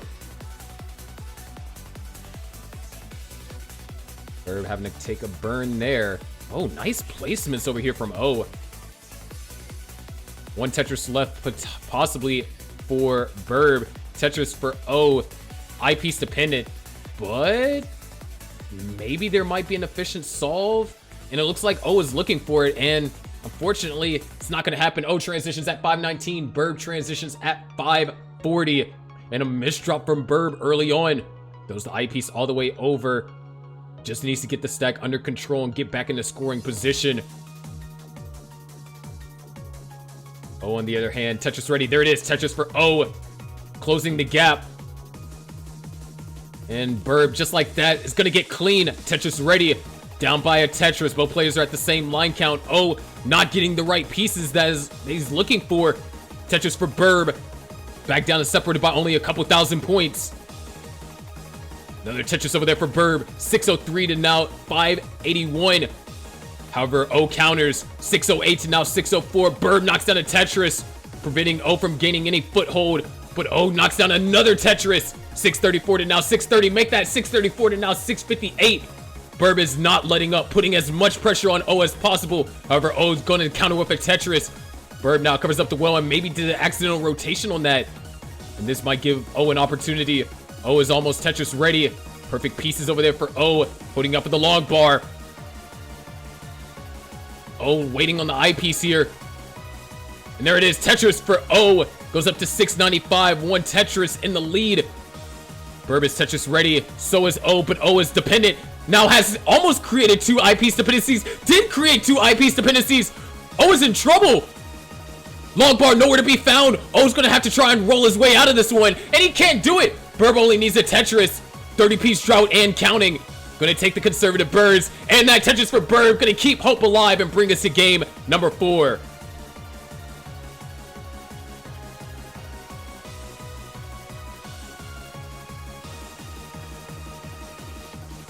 Bro, 90 S pieces? Are you kidding me?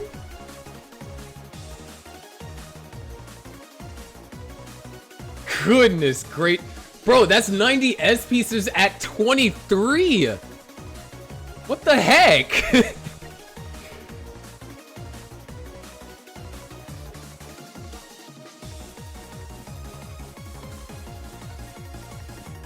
Dude, that's some of the most brutal piece sequencing I've ever seen in terms of just S's. That's some different kind of gauntlet RNG.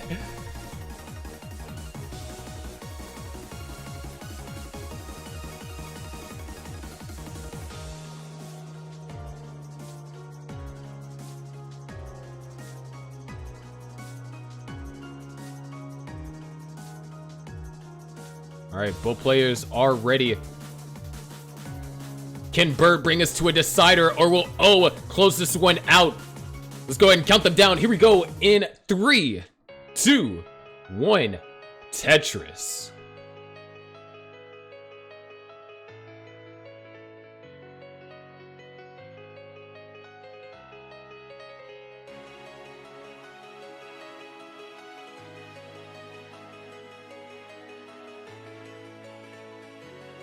Just what a tough game right there for both players. Neither player got off the hook easy.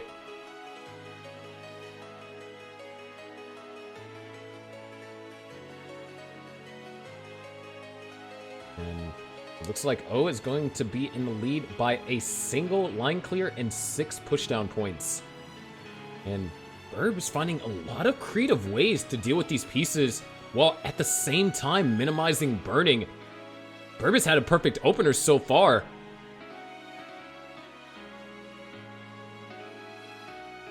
But the funny thing is, a perfect opener doesn't really see you getting too much of an advantage if your opponent is essentially at the same efficiency rate as you. O now leads. Well, it did lead by 6 points. Verb had to take another single there.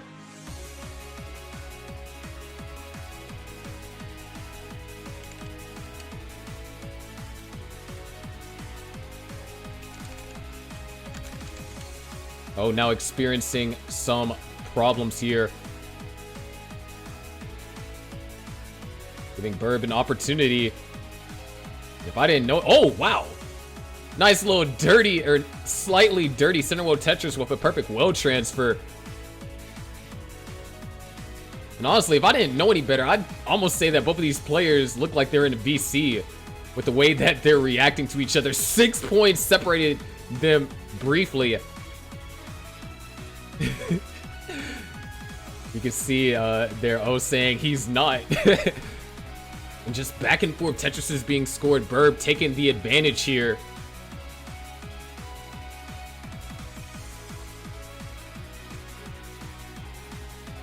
And oh no, Burb's not gonna go for it. Had the opportunity to set up for it, but decided against it.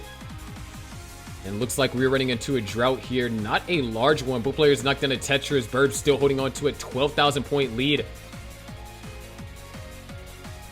Another Tetris over there for O. 248 to now 260. Close game. Still in Burb's favor. But it's only by half a Tetris. Make that a Tetris and a half.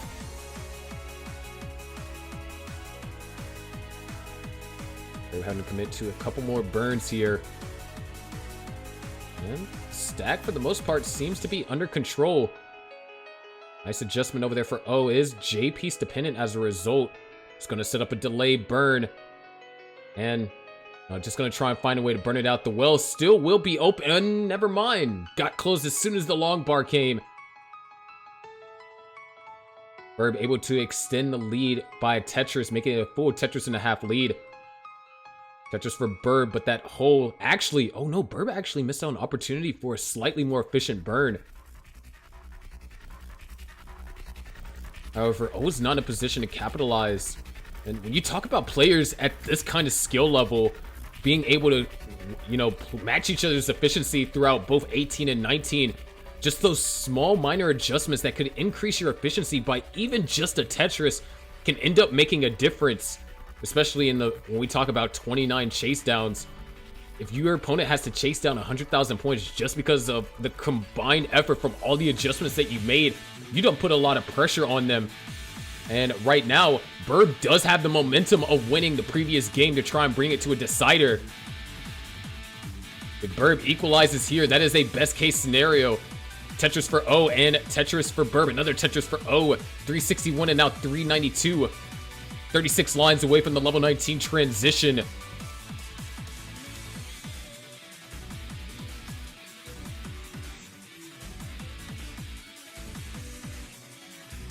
There's another Tetris for O.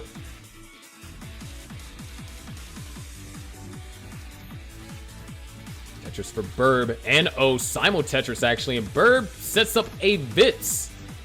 Or not Burb.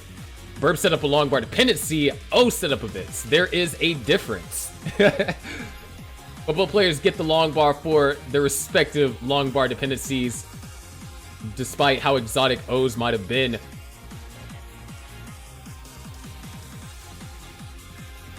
$432 to now $465. Make that $488 to now $455.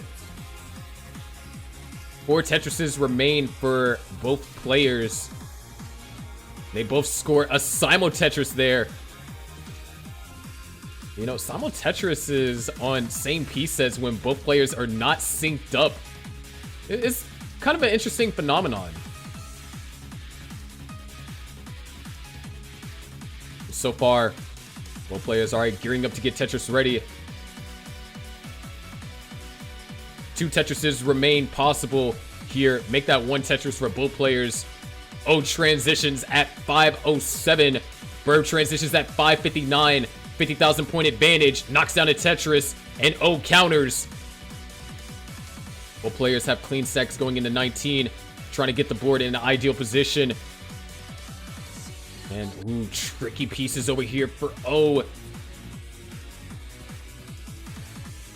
having to take some burns. Burb, meanwhile, utilized that opportunity and builds up almost a 100,000 point lead.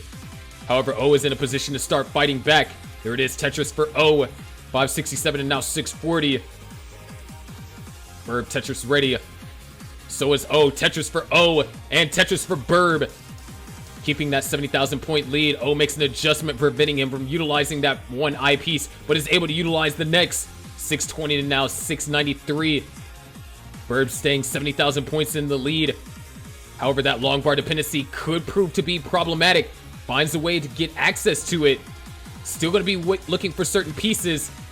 And goes for the Tetris. Going to deal with the dependency later. Tetris for O. And just like that, Burb is actually clean. Both players here, level 22. Burb maintaining a strong game.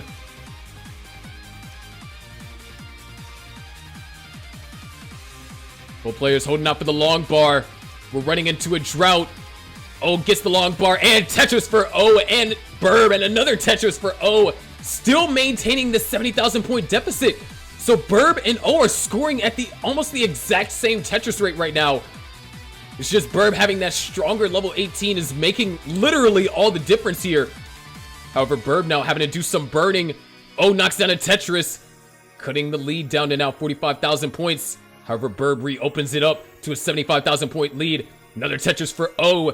808 to now 855. Burb actually having to commit to some burns here. And a misdrop from O. Still able to knock down a Tetris. Cutting the lead down to now only 19,000 points, but is looking for an IP sooner than later. L or J is definitely one here. There's one I piece. Would love to get a J piece to burn out. Oh, that combination of pieces works. But Burb goes back up to a 40,000 point lead. O is Tetris ready. Actually set up for some pretty clever burns. Nice O piece right there. Holding up for the long bar. There it is. Tetris over there for O. And another Tetris for O. 916 to now 899. Make that 901. Both players separated by less than a Tetris and are almost around the identical line counts. Burb is Tetris ready. Holding out for the long bar. And there it is. Tetris for Burb. Back into the lead. O not able to utilize the long bar. Nice adjustment. Well is open. Tetris for O. 955 to now 976. Another Tetris for O. 990 now. We are nearing the transition to... or transition to 29 at least. 2 Tetrises remain for both players. That's a triple. 1 Tetris remains for O. There it is. 1,034,000. Burb can try and grab one more. And Burb goes 1,020,000. Needs to get the stack down. O has the lead here on post 29. Burb is gonna either have to outlast O or start scoring some Tetrises. Right now separated just by a 1 Tetris here on post 29. Burb trying to get the board under control. Nice execution. Needs to hit a 5 tap though. Nice. Able to do so. 1,056,000 for Burb. 1,071,000 for O. O still trying to get the board under control. Hold on. Might be getting set up for something. O is set up for a Tetris. But oh, that might have been too aggressive. And no, oh, manages to knock down a Tetris. Goes up to a 50,000 point lead and knocks down another one. Burb is in trouble. Can't get the tap all the way over to the left. Burb doing everything possible to survive. Hold on, there may still be hope here. Trying to go for flat burns, but is not going to be able to do anything. Oh, takes game number 4. And the Millionaires are on tournament point. If they win one more match, they will take the entire tournament.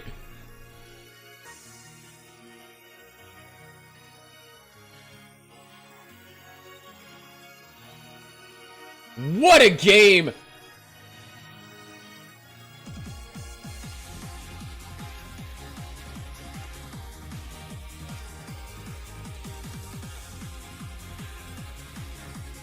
But that means the Wavy ones have one last chance.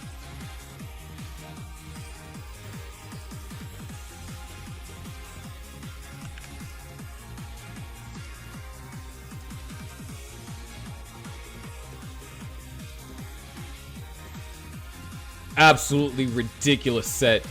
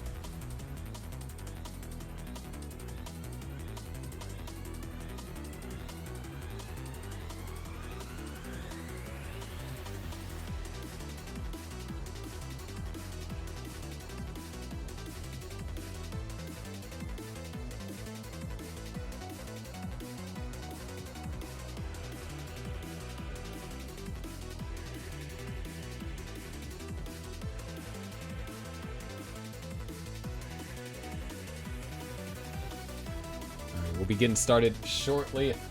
But I know I saw somebody in the chat ask, is there a way to join? Yes, there is. The next season, which is Classic Tetris Gauntlet Ascension, registrations are open. If you ever want to play for a team, well, here's your chance to do so. All skill levels are welcome. Doesn't matter if you're a max out player or you're a 100k PB player, we have a spot for you in this event. If you want to find out more information, you can type !Gauntlet. That will take you straight to the Gauntlet Discord server. Registration will be open until the 25th tentatively. There may be an extension for certain, there might be an extension depending on interest, but that is for the Ascension League, and for the Mino League, which is the lower skill level league, then it will be open essentially throughout the majority of the season. So more info will be linked, or more info will be found in the Discord server if you are interested in joining.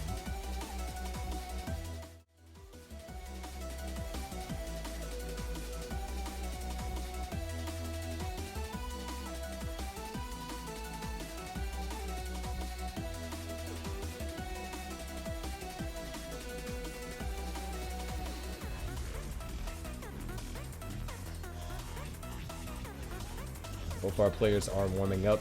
I'm trying to fix up something real quick.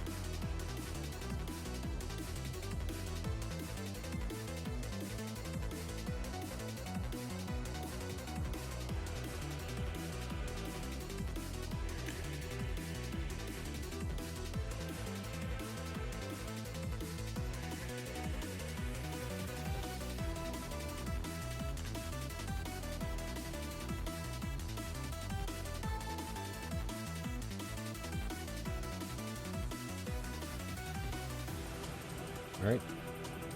Looks like we do have readies from both of our players. And after this, we'll have our captain's match regardless of the result. And then following our captain's match, or if the game goes to sudden death, you never know.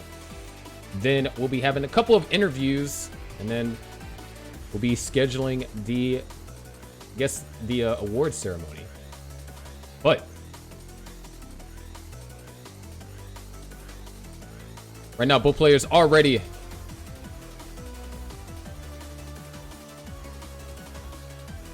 So let's go ahead and count them down. Here we go. Game number 1 in 3, 2, 1. Tetris.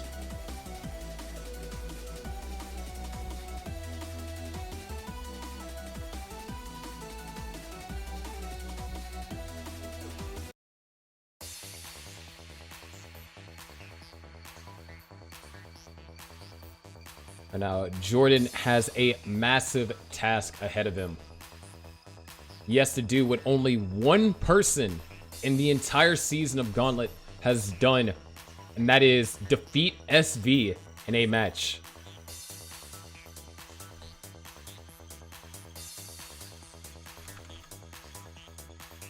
SV is definitely one of the most challenging opponents to face, and the only player to have beaten him was in round 2 of the playoffs was DMJ from the Sparks Aminos.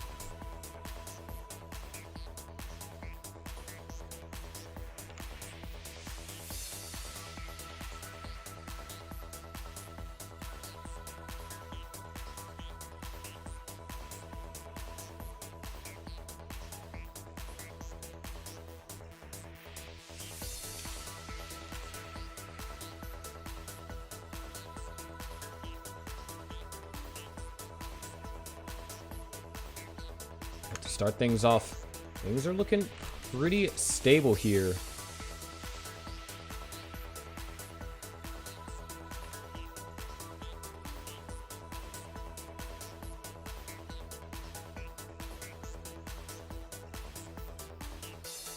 course, this match we aren't having same piece sets, so we're not going to see both players get 90 S's before level 25 or whatnot. You can see some interesting piece sequences, and both players are going to have to show their versatility and have to show how they deal with certain situations. Of course, both of these players are rollers, so we can see 29 play.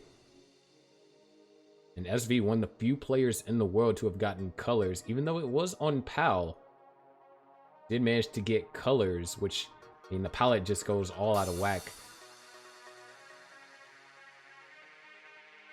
Of course, this is going to be the last game that SV plays for the Millionaires next season. If they do decide to return, which I believe they will be a captain of a new team.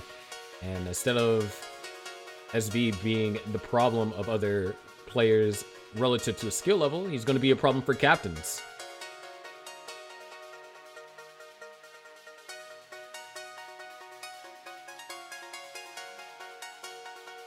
Nice T-spin over there for Jordan. There it is. Tetris for Jordan. 289 to now 346. And SV up pretty high. Able to knock down a couple of Tetrises.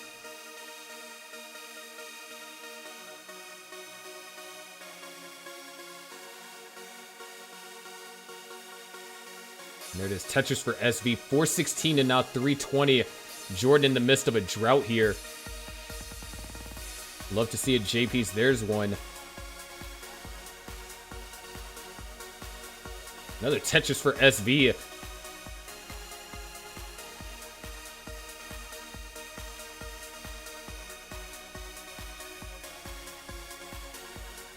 Jordan knocks down a Tetris, but doesn't seem to be too happy with the board after it.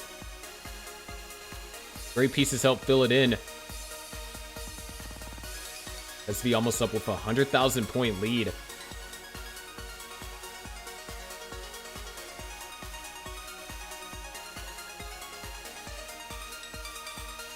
Simul Tetris for both SV and Jordan. 509 to now 418.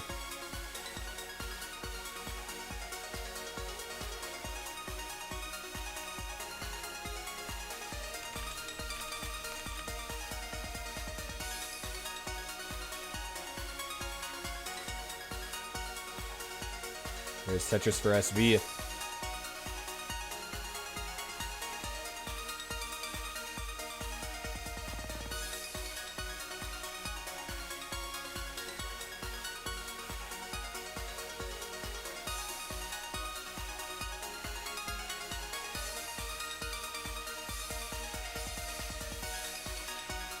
SV creates a long bar dependency. Jordan, long bar dependent, needs a long bar to stay alive here.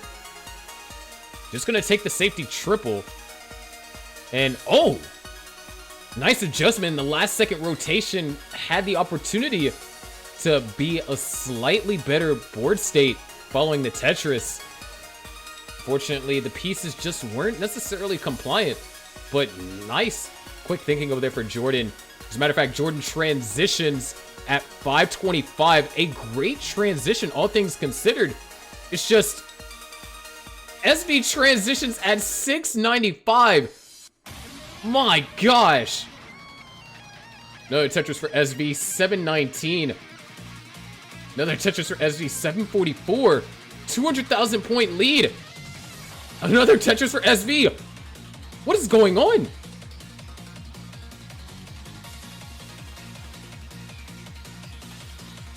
SV getting set up. A couple of tough pieces, so finally has to take a burn. Jordan now starting to answer back, and SV gets the triple. There it is, Tetris for SV here. Jordan trying to keep hope alive. Another Tetris for Jordan. Nice set of burns. Another Tetris for SV. There it is, another Tetris for SV.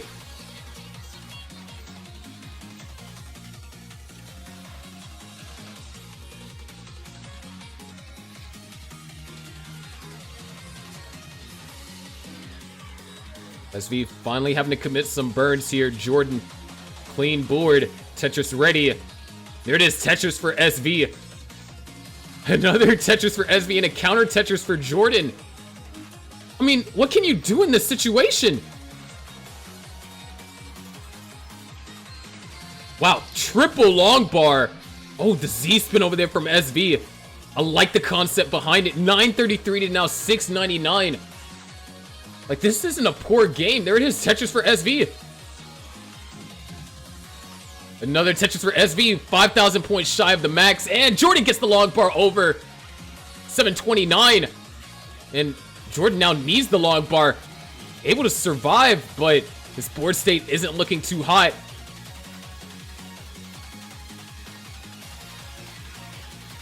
SV now having to commit some burns too as well.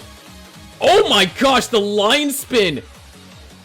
SV actually went for that, but hold on. This might be it.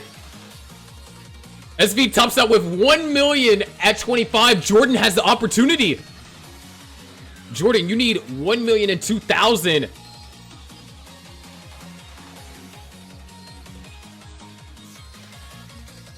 $29 play is going to be required, but as you can see with his hands, Jordan can roll.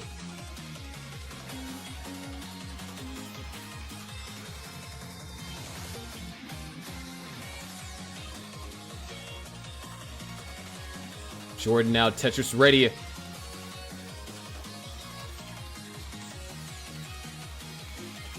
There it is, Tetris for Jordan. 6 Tetrises away.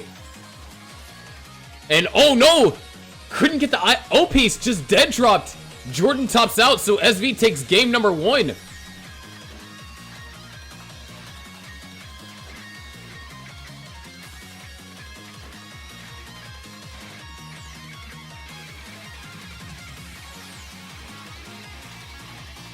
Man,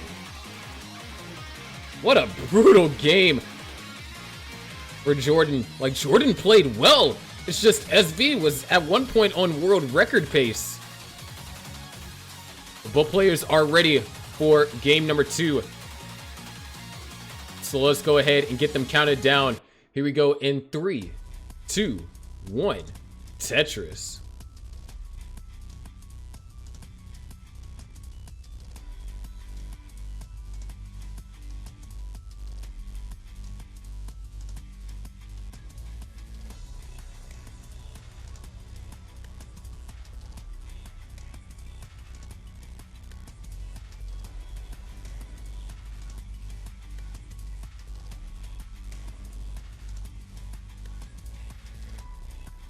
Okay, nice set of burns over here for SV.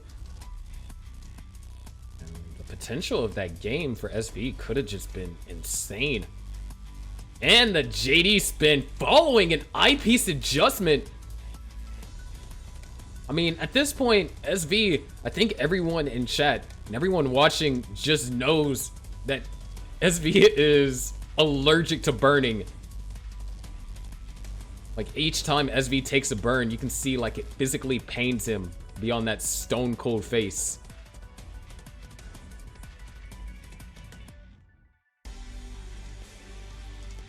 But he didn't see the success that he has seen all season and playoffs longs by taking conservative burns.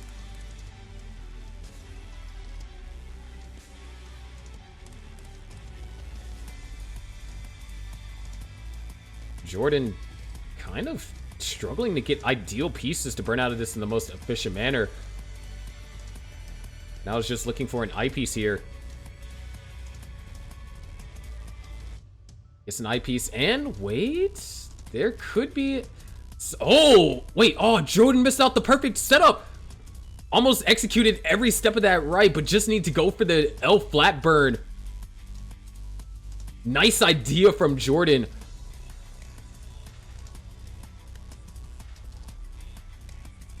Whenever players do things like that, that kind of gets me excited. It's because you take a approach that looks, you know, very difficult, very line heavy in order to solve, and you find a solution with the pieces to get out of it with maybe even just one burn line. And that was an opportunity for Jordan.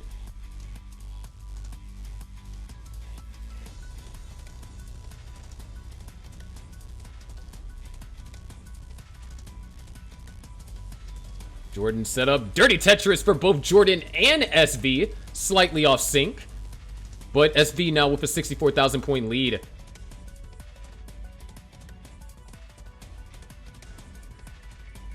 And both players are at the same line count, so there isn't any like crazy pace disadvantage that SV would have by playing further ahead in the game.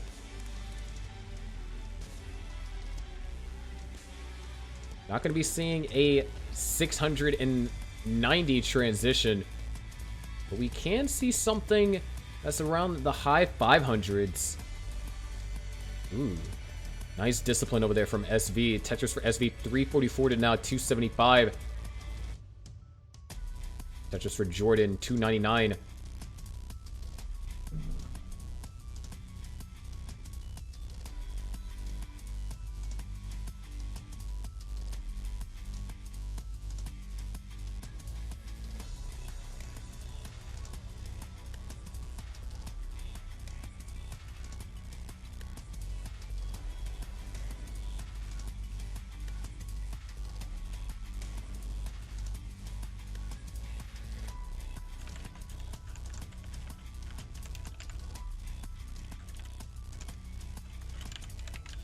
And oh no, looks like SV's internet died. Strikes again. So keep playing, Jordan. Hopefully he'll come back online.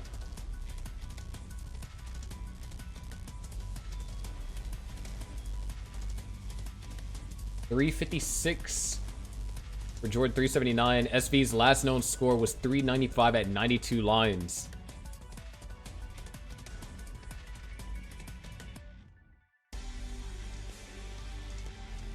Oh no, Jordan's in trouble. And Jordan's gonna top it at 379. So SV is good.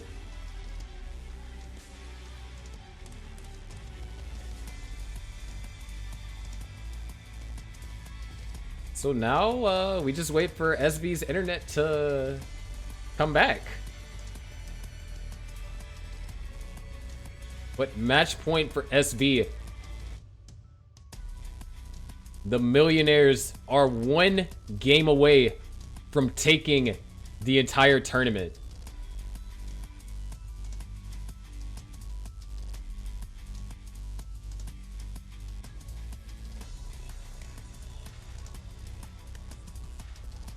Wait, if his internet died, does that mean that he doesn't know? Oh. Alright, SV's back and was just about to transition. Yeah, SV, you are good.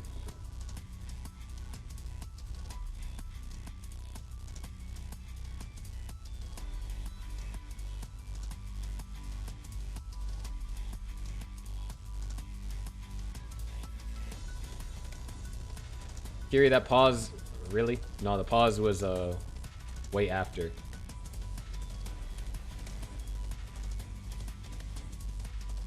It'd been different if Jordan was still alive.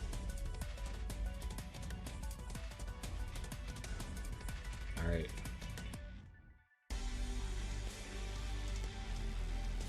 All right. Both players are ready. Jordan is backed against the wall. Needs to win this for the Millionaires, for the Wavy ones to at least have a little bit more time. Here we go in 3, 2, 1. Tetris.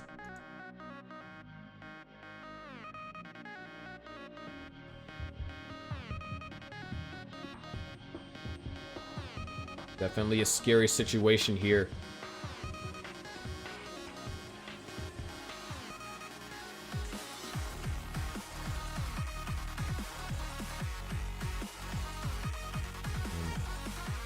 Game 1 was definitely doable. It was going to be difficult, but difficult doesn't mean impossible. And just on 28, Jordan not able to move that O piece and probably was trying to go for the tuck, but was unable to get into his proper spot. And then just this past game got into a tough situation as V's refusal or set up a T-spin, knocks down a Tetris. And Jordan actually goes for the Tetris instead of filling in the long bar dependency. You can kind of see right now why sometimes that is not always the best idea. Oh no. Jordan needs actually several long bars to help him out here. This isn't one of those issues where one long bar solves all your problems. And a 30-piece drought ensues.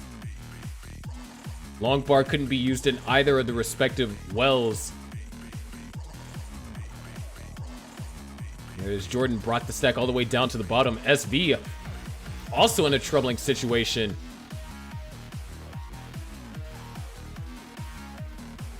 SV is in strict survival mode. Nice burns over here. Still trying to find a way to stay alive. Gets the eyepiece. Jordan has already passed SV's score. SV is still surviving, but that's gonna be it. SV tops out. Jordan takes game 3. The set is extended by one more game.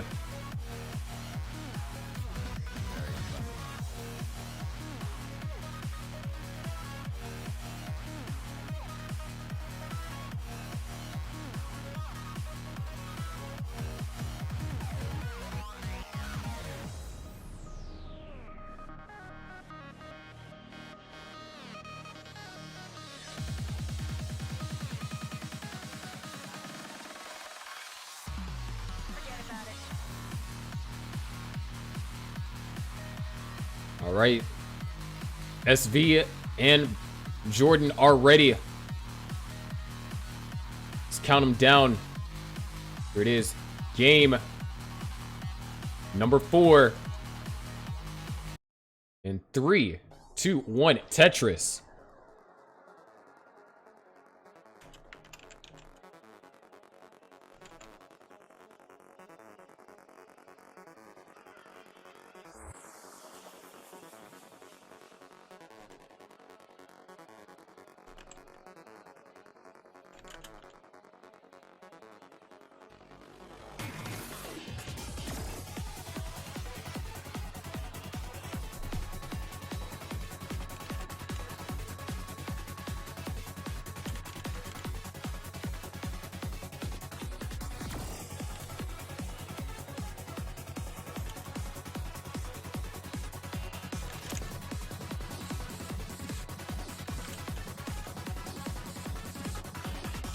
So after a shocking early top out, Jordan has a little ray of hope.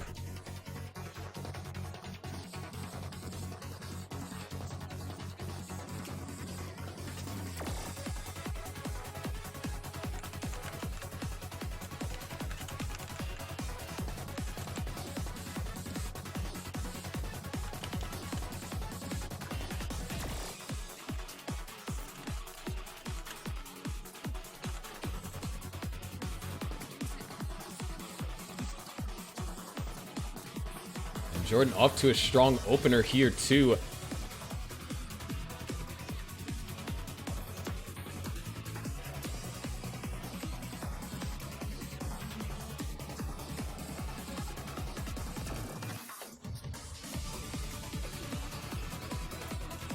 .206 to now 133. SV having trouble kind of scoring high here early in the opener. And I say score high like 156k at 40 lines isn't good. If anything, that's kind of like the bare minimum what you would want for a 600k transition, assuming you maintain that same level of efficiency throughout majority of 18. It's just Jordan here, 275 at 50 lines.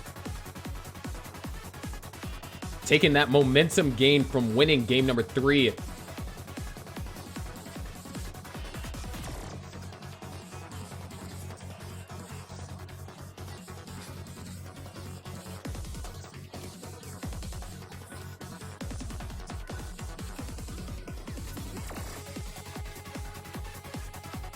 So far, things are looking pretty calm and collected.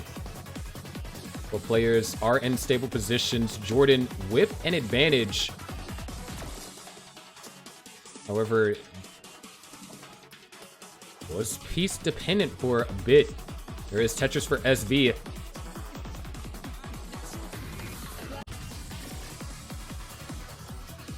There's 348 to now 323.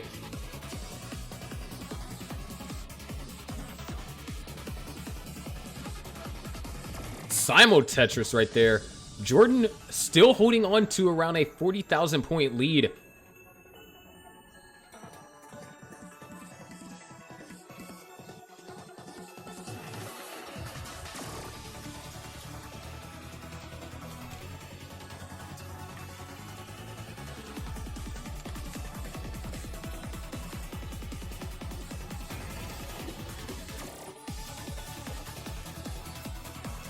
.416 now .414, separated by a double in terms of just points.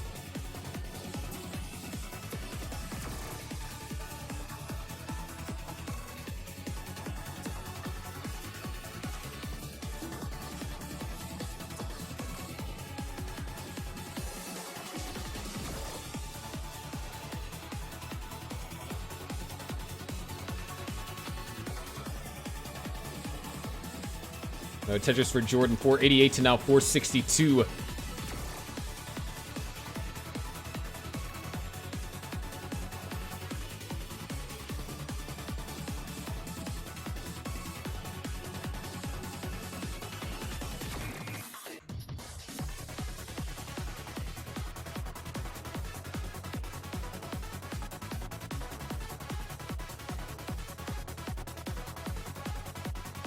Transition looms. Jordan's board's kind of gotten into a little bit of a disarray. And okay, the double flip on the J piece. 2 I pieces would be ideal here for Jordan. SV takes the lead, but is significantly ahead in lines.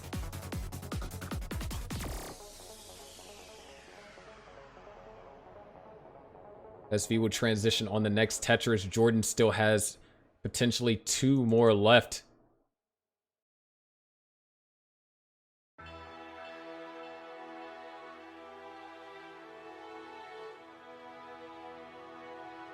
SV holding out for the long bar. SV transitions at 605. Jordan at 579. SV knocks down a Tetris immediately upon transitioning. Couple misdrops from SV. Jordan is clean. Tetris for SV, Tetris for Jordan. Jordan still behind in lines, so has a little bit of leeway there. Another Tetris for Jordan, 632 to now 659. SV still working on getting the stack into an ideal position. That triple is going to help out a lot. Great flat burn over there for Jordan. Tetris ready now. But oh no, gets the eyepiece. Now it's going to rely on another eyepiece. Is going to have to try and set up for something here. These pieces are not conducive for scoring at all. Okay, Jordan is set up for a dirty. Doesn't get that piece all the way over to the left. Needs to hit the piece 5 tap. Able to do so. Needs several pieces. Can Jordan hit a 5 tap here? And no, Jordan's gonna top out at 663. SV takes game number 4. Meaning the Millionaires go up 3-0. And it is no longer possible for the Wavy ones to win. The Millionaires are your 2-time Gauntlet Team champions.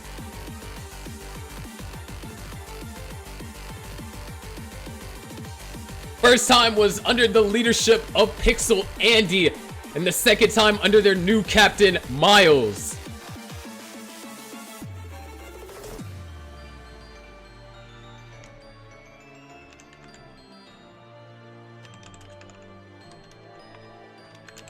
But what a solid effort from Jordan. Kept things alive as long as he could. And honestly, just played his heart out. We'll watch SV play this one out. I'm sure he'll love to mull in this one.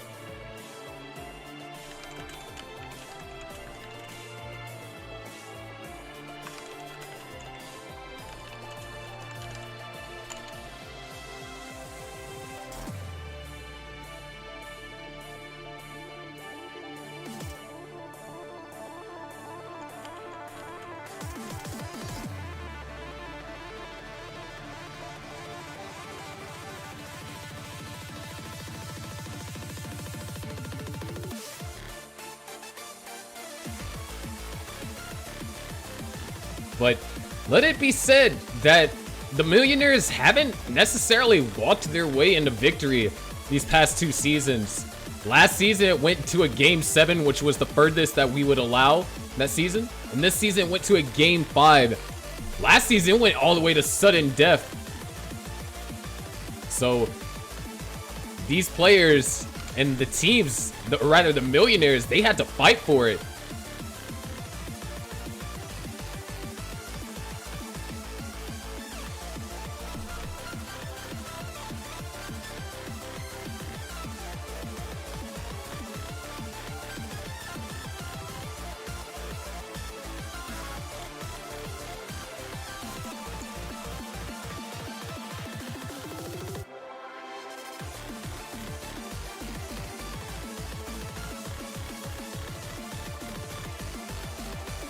But of course, I think the Wavy ones next season, they're going to be a team to watch out for. Look at this game from SV.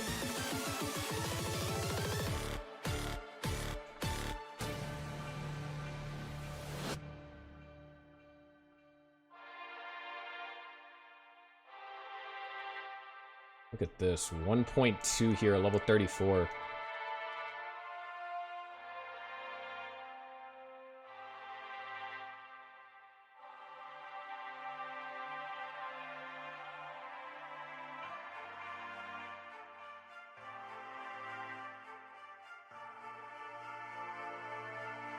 No way. What the heck? No, SV is on something else. Surviving that.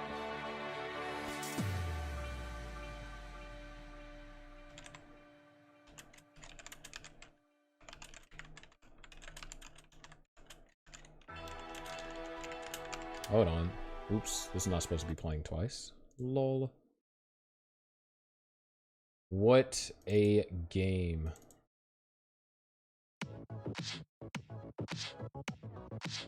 Dude, no way. No shot. Okay. 1.3 million. Level 38. Amazing game.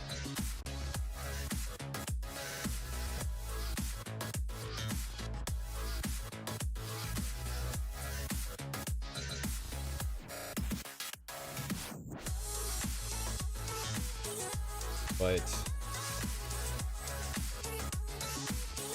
of course, I just want to reiterate it again. The Millionaires are your classic Tetris Gauntlet Overdrive Playoff champions. What a game. What a match between these two.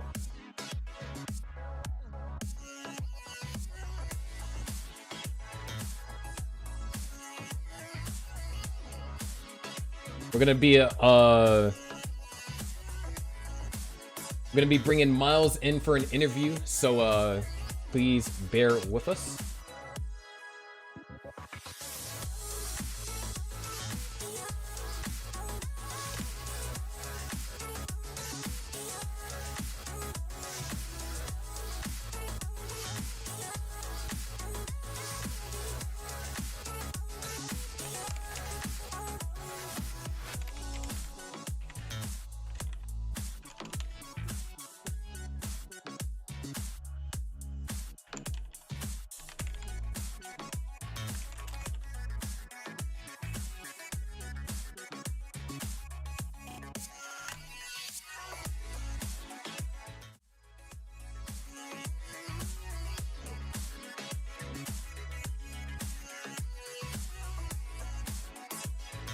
Let's see, let me grab a VC for Miles to join.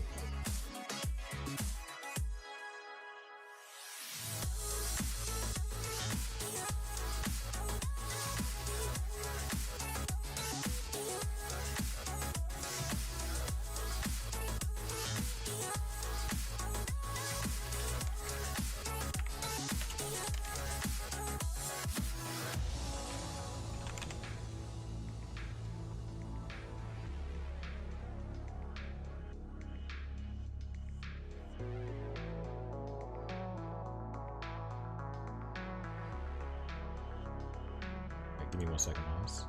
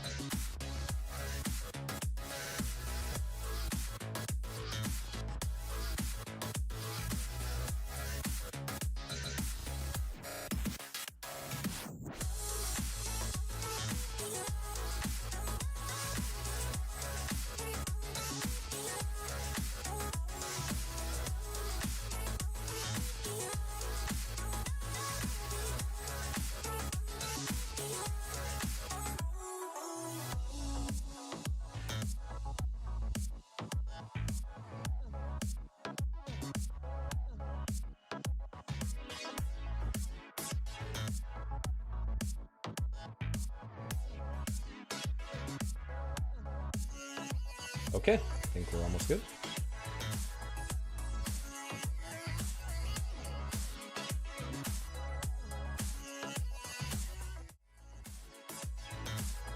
All right, Miles, can you hear me?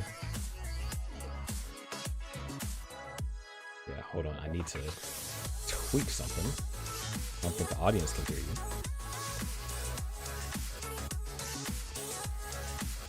It's all good. Just give me 1 second.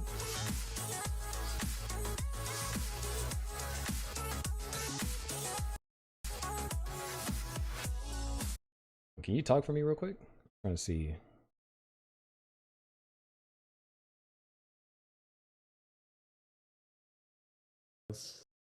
Talking to Sharky. Okay, there we go. I got you. Why am I frozen on the stream? Oh, that's because there we go. All right. All right. So, Miles, you successfully taken the Millionaires and you brought it to a back-to-back championship. How do you feel? Dude, I'm really happy, dude. I'm so proud of my team, bro. We all played so well, and we all just came together at the end when it mattered the most. I'm so happy for everyone on my team. Would you say that this year's playoffs was a little bit tougher than last year's playoffs? Yeah, dude. I mean, the level of play has increased since then. Like, everybody's rolling now. Like, dude, we're seeing like Ruby matches, Platinum matches. Like, all of the levels have increased. Like, dude, like Rubies can rival the captains like any day. I feel like everyone's just gotten so good, and it's really crazy to see the new boundaries pushed on Gauntlet. I know one thing, you know, you yourself, you've had, you know, a fantastic season. I mean, you went 11-2, second only to Alex T. I mean, in the playoffs, you kind of had a rough path. You know, Jerpy Dude kind of gave you some trouble. Sidnev this in the finals, even Superminds. I mean, how did you able to, you know, mentally pull through, you know, the tribulations that you had to face? Yeah, I mean, dude, I don't know. Like, I don't know if I expected Jerpy Dude to be easier, but he kind of just like, he destroyed me like 3 times, I think, in a row. And bro, my team pulled through for me, thankfully. Superminds, dude, like he also played. Dude, it seems like everyone I played somehow like played their best. And then Sidnev, I was really happy to pick up those 2 wins in the beginning because that set us up for just needing one more. So that was so clutch. Like, Sidnev nowadays is, I think, way better than when I played them. Like, I feel like they had an off day when I played them, so I was really fortunate to do that. But, you know, dude, I'm just glad we won it and it happened full through in the end. Would there be any other team that you would rather play in the finals other than the Wavey ones?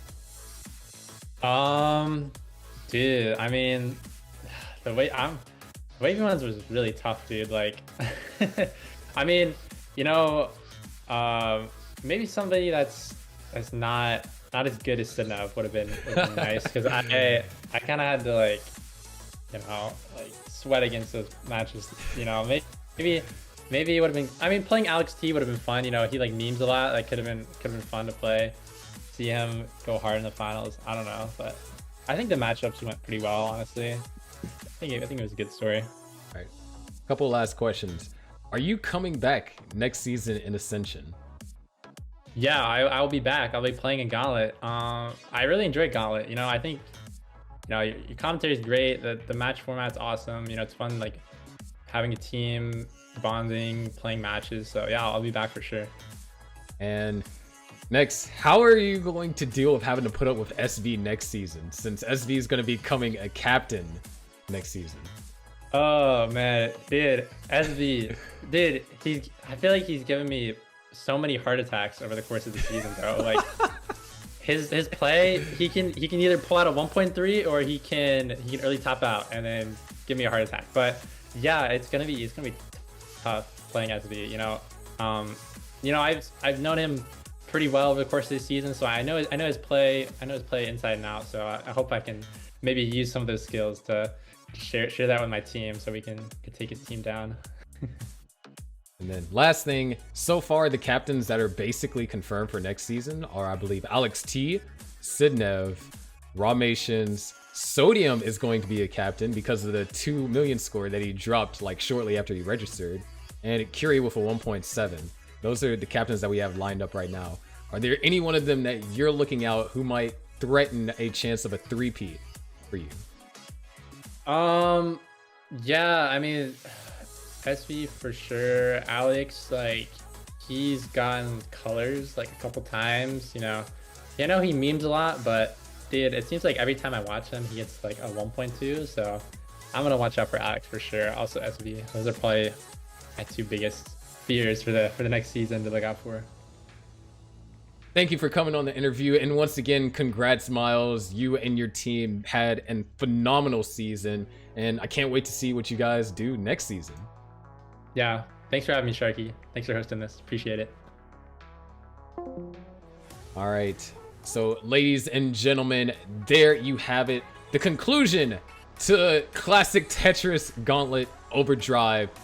I mean, the Wavey ones, they had a fantastic run, and I mean, this is how the season started. The Millionaires and the Wavey ones were the first match of the season, and what better fitting way to have them be the last match of the season. But I have a feeling that the Wavey ones are going to come back, and I mean, if we want to be, you know, a little superstitious, the Wavey ones last year in Ignition got 4th place. This year, they got 2nd place. So, if they continue to have their placing, what does that potentially mean for next year? But we're going to be doing a little bit of an awards ceremony probably next week or 2 weeks from now. And there's certain awards I want to give out to players over the season, especially for, you know, having, you know, feats, like in the case of SV being undefeated during the regular season, or players. There's just a couple awards I want to give out. So we'll have one more final stream of Overdrive, and then we'll be done and moving on to Ascension. Speaking of Ascension, if you yourself want to play in Ascension, no matter what skill level you are at, the registration is open, and is open till the 25th tentatively for those in the Ascension League. If you want to join and you are under a max out player, registration will be open all season long. There will be coaching for those in the Mino League, which is what we're calling it. So this is your chance to join, become part of a team, and who knows, maybe you can be, maybe if you play or, you know, you try out high enough, maybe Miles might pick you, or Sidnov, or one of the new team captains. Anyways, I believe CTL is about to, or CTO should be live soon. What? CTL is not live. 15 minutes.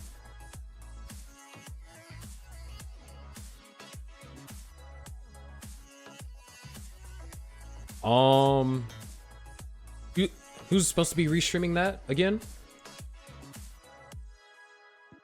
I'm gonna see if I can get them to start the stream earlier, because the Tetris Super Block, instead of Super Bowl, a Super Block isn't over. We had Masters, we had CTL Div 1 action, yes, CTL Div 2 action. Yeehaw! All right, sweet. Let me DM Yeehaw right now.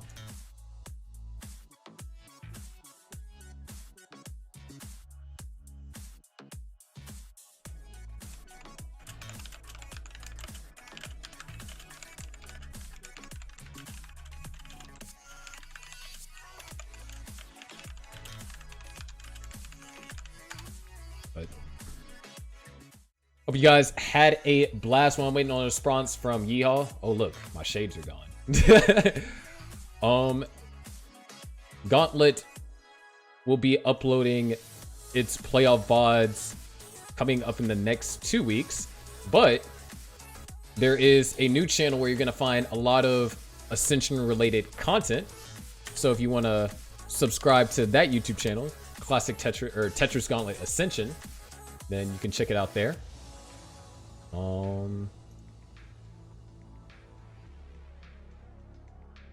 Yeah, so far no response.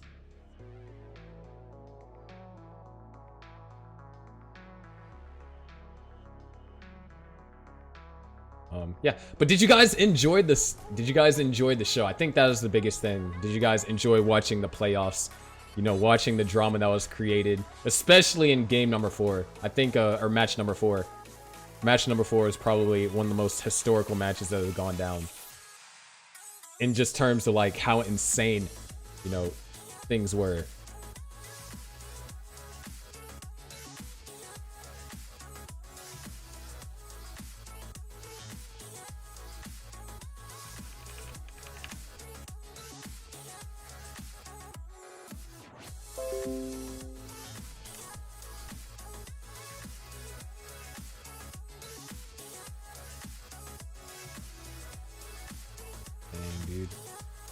Yeehaw is not responding. We have all these viewers and it's like, just want to send them over Yeehaw's way.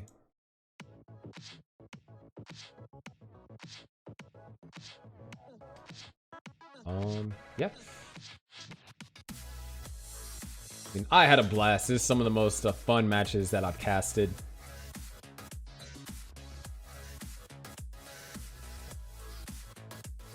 But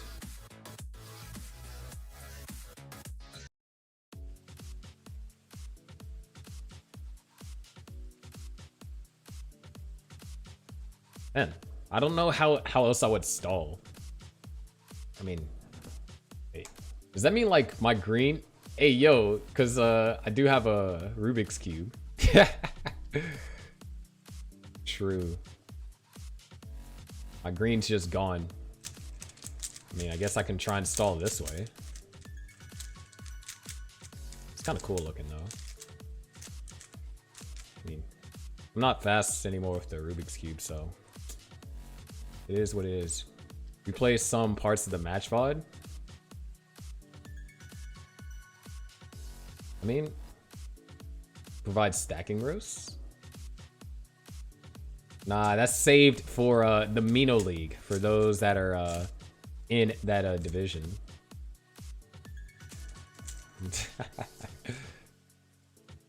Nah, but I mean, to be fair, I think every the way that people stacked in this event was pretty good. Invisible cube, yeah. There's just the invisible side.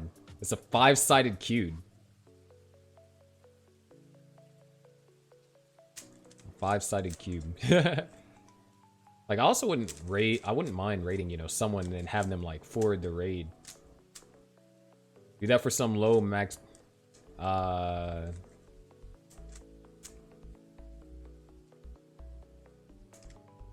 Poopy, I don't think you can talk. You have a 1.1 and you had a 100k tryout average. You didn't reach transition once. So you can't criticize anybody.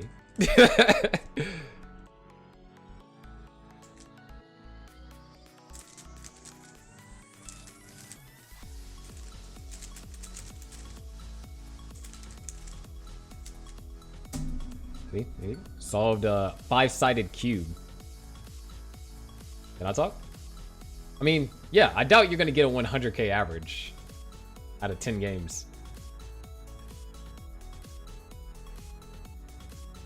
Right now, the average to beat is 762 from Armstrong. And then Matt Martin's underneath that at 720. If Armstrong didn't get in game 9, didn't top out shortly after transition, then probably the average could have potentially gotten to 800k.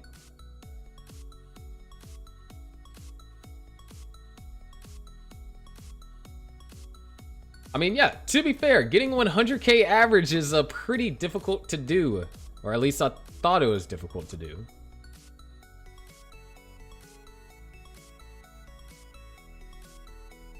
Ooh.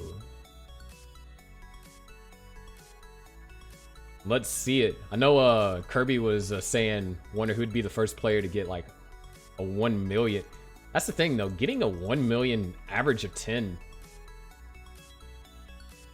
You'd have to like get 1 point. You're gonna have to get a healthy amount of 1.2s in that to like offset any like 800Ks that you get. Or you could do, you have to get 1.1s and then like 900K would have to be your minimum score. And then to offset the 900K, you need to get 1 mils or 1.1 mils. So I mean, it's possible, but when you think about it, it's actually kind of difficult. I wonder if I have my best AO10 like ever recorded actually. Let me see.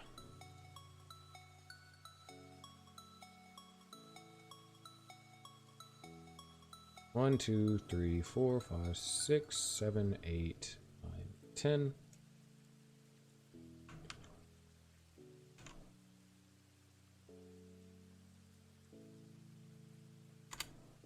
Holy cow. Okay, my best AO10 I ever gotten was 920,000. And that was with one game with only 593,000. Yeah, 39 line cap and quals. That's kind of insane. Well, unless, I mean, if you discount the first two, I believe this is still 10.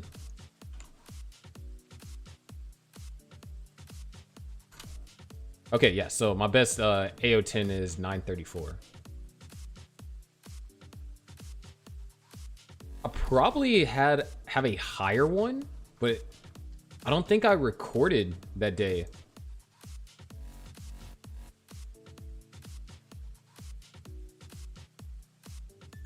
But there was the day where I choked back. It was like I got back 3 back, choked, back 2 back, choked, and then back to back. Because I remember that being, and I don't remember what happened in the 7 games after that.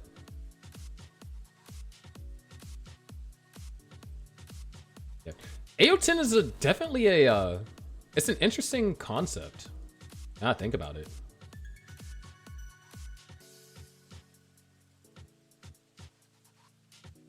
Because I mean, outside of, you know, what rolling would do for certain players, you know, playing on 29 and such, just like AO10, because it really is a focus on it's a focus on your overall consistency. Because I mean, here's the thing, I feel like with AO10, you're permitted like 1 early top out, and it's not gonna, or 1 low score, and it's not gonna seriously tank your average. But if you get 2 or 3, then your average gets tanked massively. Because like even with one of the players that tried out earlier,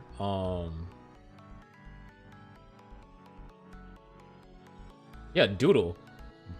Wait, no. Doodle has 1 max, 900, 800, 600. Okay. I do not actually have a good example.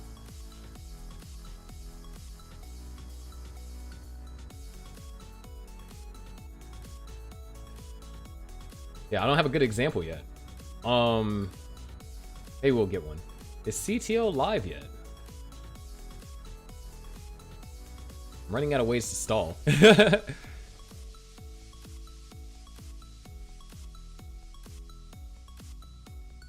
CTO is not live.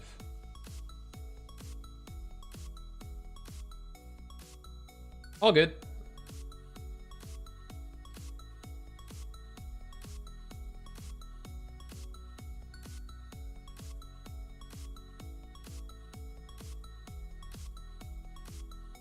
Yeah, trust me, we had a tech issue that delayed the stream by 30 minutes.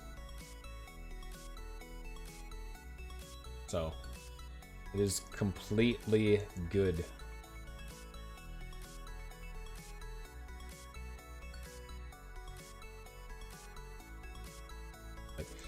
It'll be interesting, and I'm looking forward to all the captains, essentially the new formation, because I think only 3 captains from this past season are returning.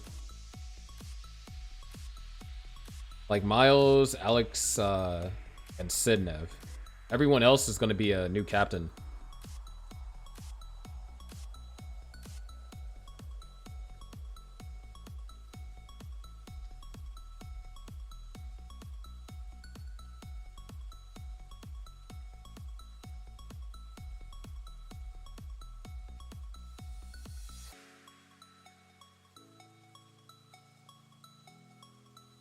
So, yeah. And then hopefully I'll be able to finish the trailer before the Insider comes out. And then I'd probably have to make another trailer just specifically for the Insider, because the music that I use will most definitely get copywritten. Because it's really slow motion music. And they allow you to use their stuff for free as long as you don't monetize it. But, so I won't get a copyright strike. But I assume that Classic Tetris would like to keep their videos monetizable. Yeah, I think the Mino League, that's the thing that I'm I'm hoping really takes off, because it'll be like one of the most ultimate ways to give back to the community, like share my knowledge in competitive, or like the qualifying, or things of that nature, and stacking to help people overall get better at the game faster. If they can get better at the game faster, I mean, even if they don't make it into the Ascension League by the time that the playoffs this upcoming season roll around, they'll be much better off. There might even try and be we'll have to see. I'm gonna be trying getting into some sponsors and see if we can at least help make the prize pool, at least for the playoffs, bigger. We'll use so jerseys won't be able to be available initially for purchase, because I'm gonna try and use having your logo on our season jerseys as a bargain for sponsorships. Because I mean, I'm gonna be pretty generous with my pitch deck and the sponsorship packages, so it's like I think the metrics that are, I think we have pretty good metrics, especially if I take what has done on Classic Tetris and what is done throughout majority of Gauntlets over the season, at least from my channel. Oh yeah, we're bringing back King of the Hill. I don't think there's too many people here that remember King of the Hill, since I stopped doing it back in 2020. Yeah, 2020. Yeah, because that was the last season of 2020 was the last season of King of the Hill related tournaments. So that's going to be coming back.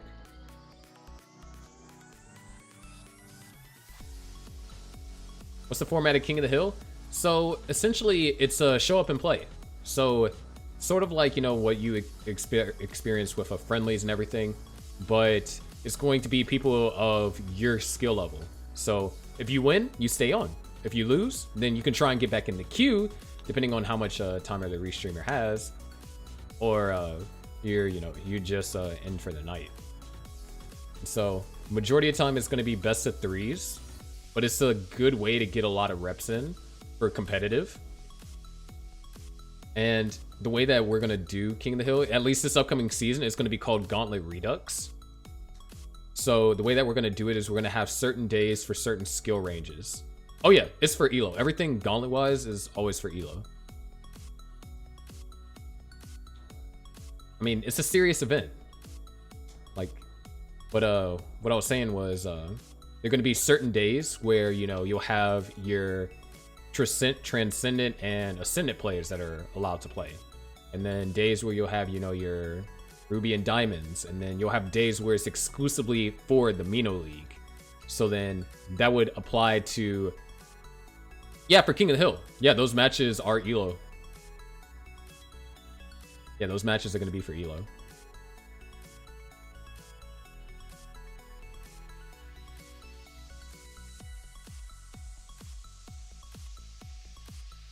So, and then just certain days for just exclusively the Mino League. And also that will hopefully try and grab people that are just, hopping around Twitch or whatever, and is like, oh, I can join this. That'll be good. Welcome in, NVGD. We had actually, well, we've kind of been finished for a while. We finished the finals of the Millionaires versus Wavey ones Gauntlet Overdrive match. Millionaires won 3-0. All right, sweet. I can stop stalling now. Let me give a refresh to Twitch. Yes.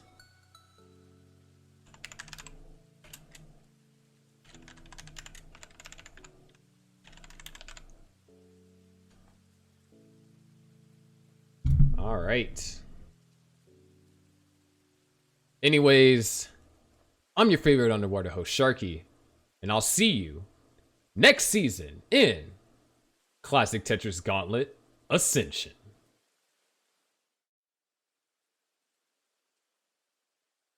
Of course, you want to follow me, you can follow me at Sharky1. Small little plug.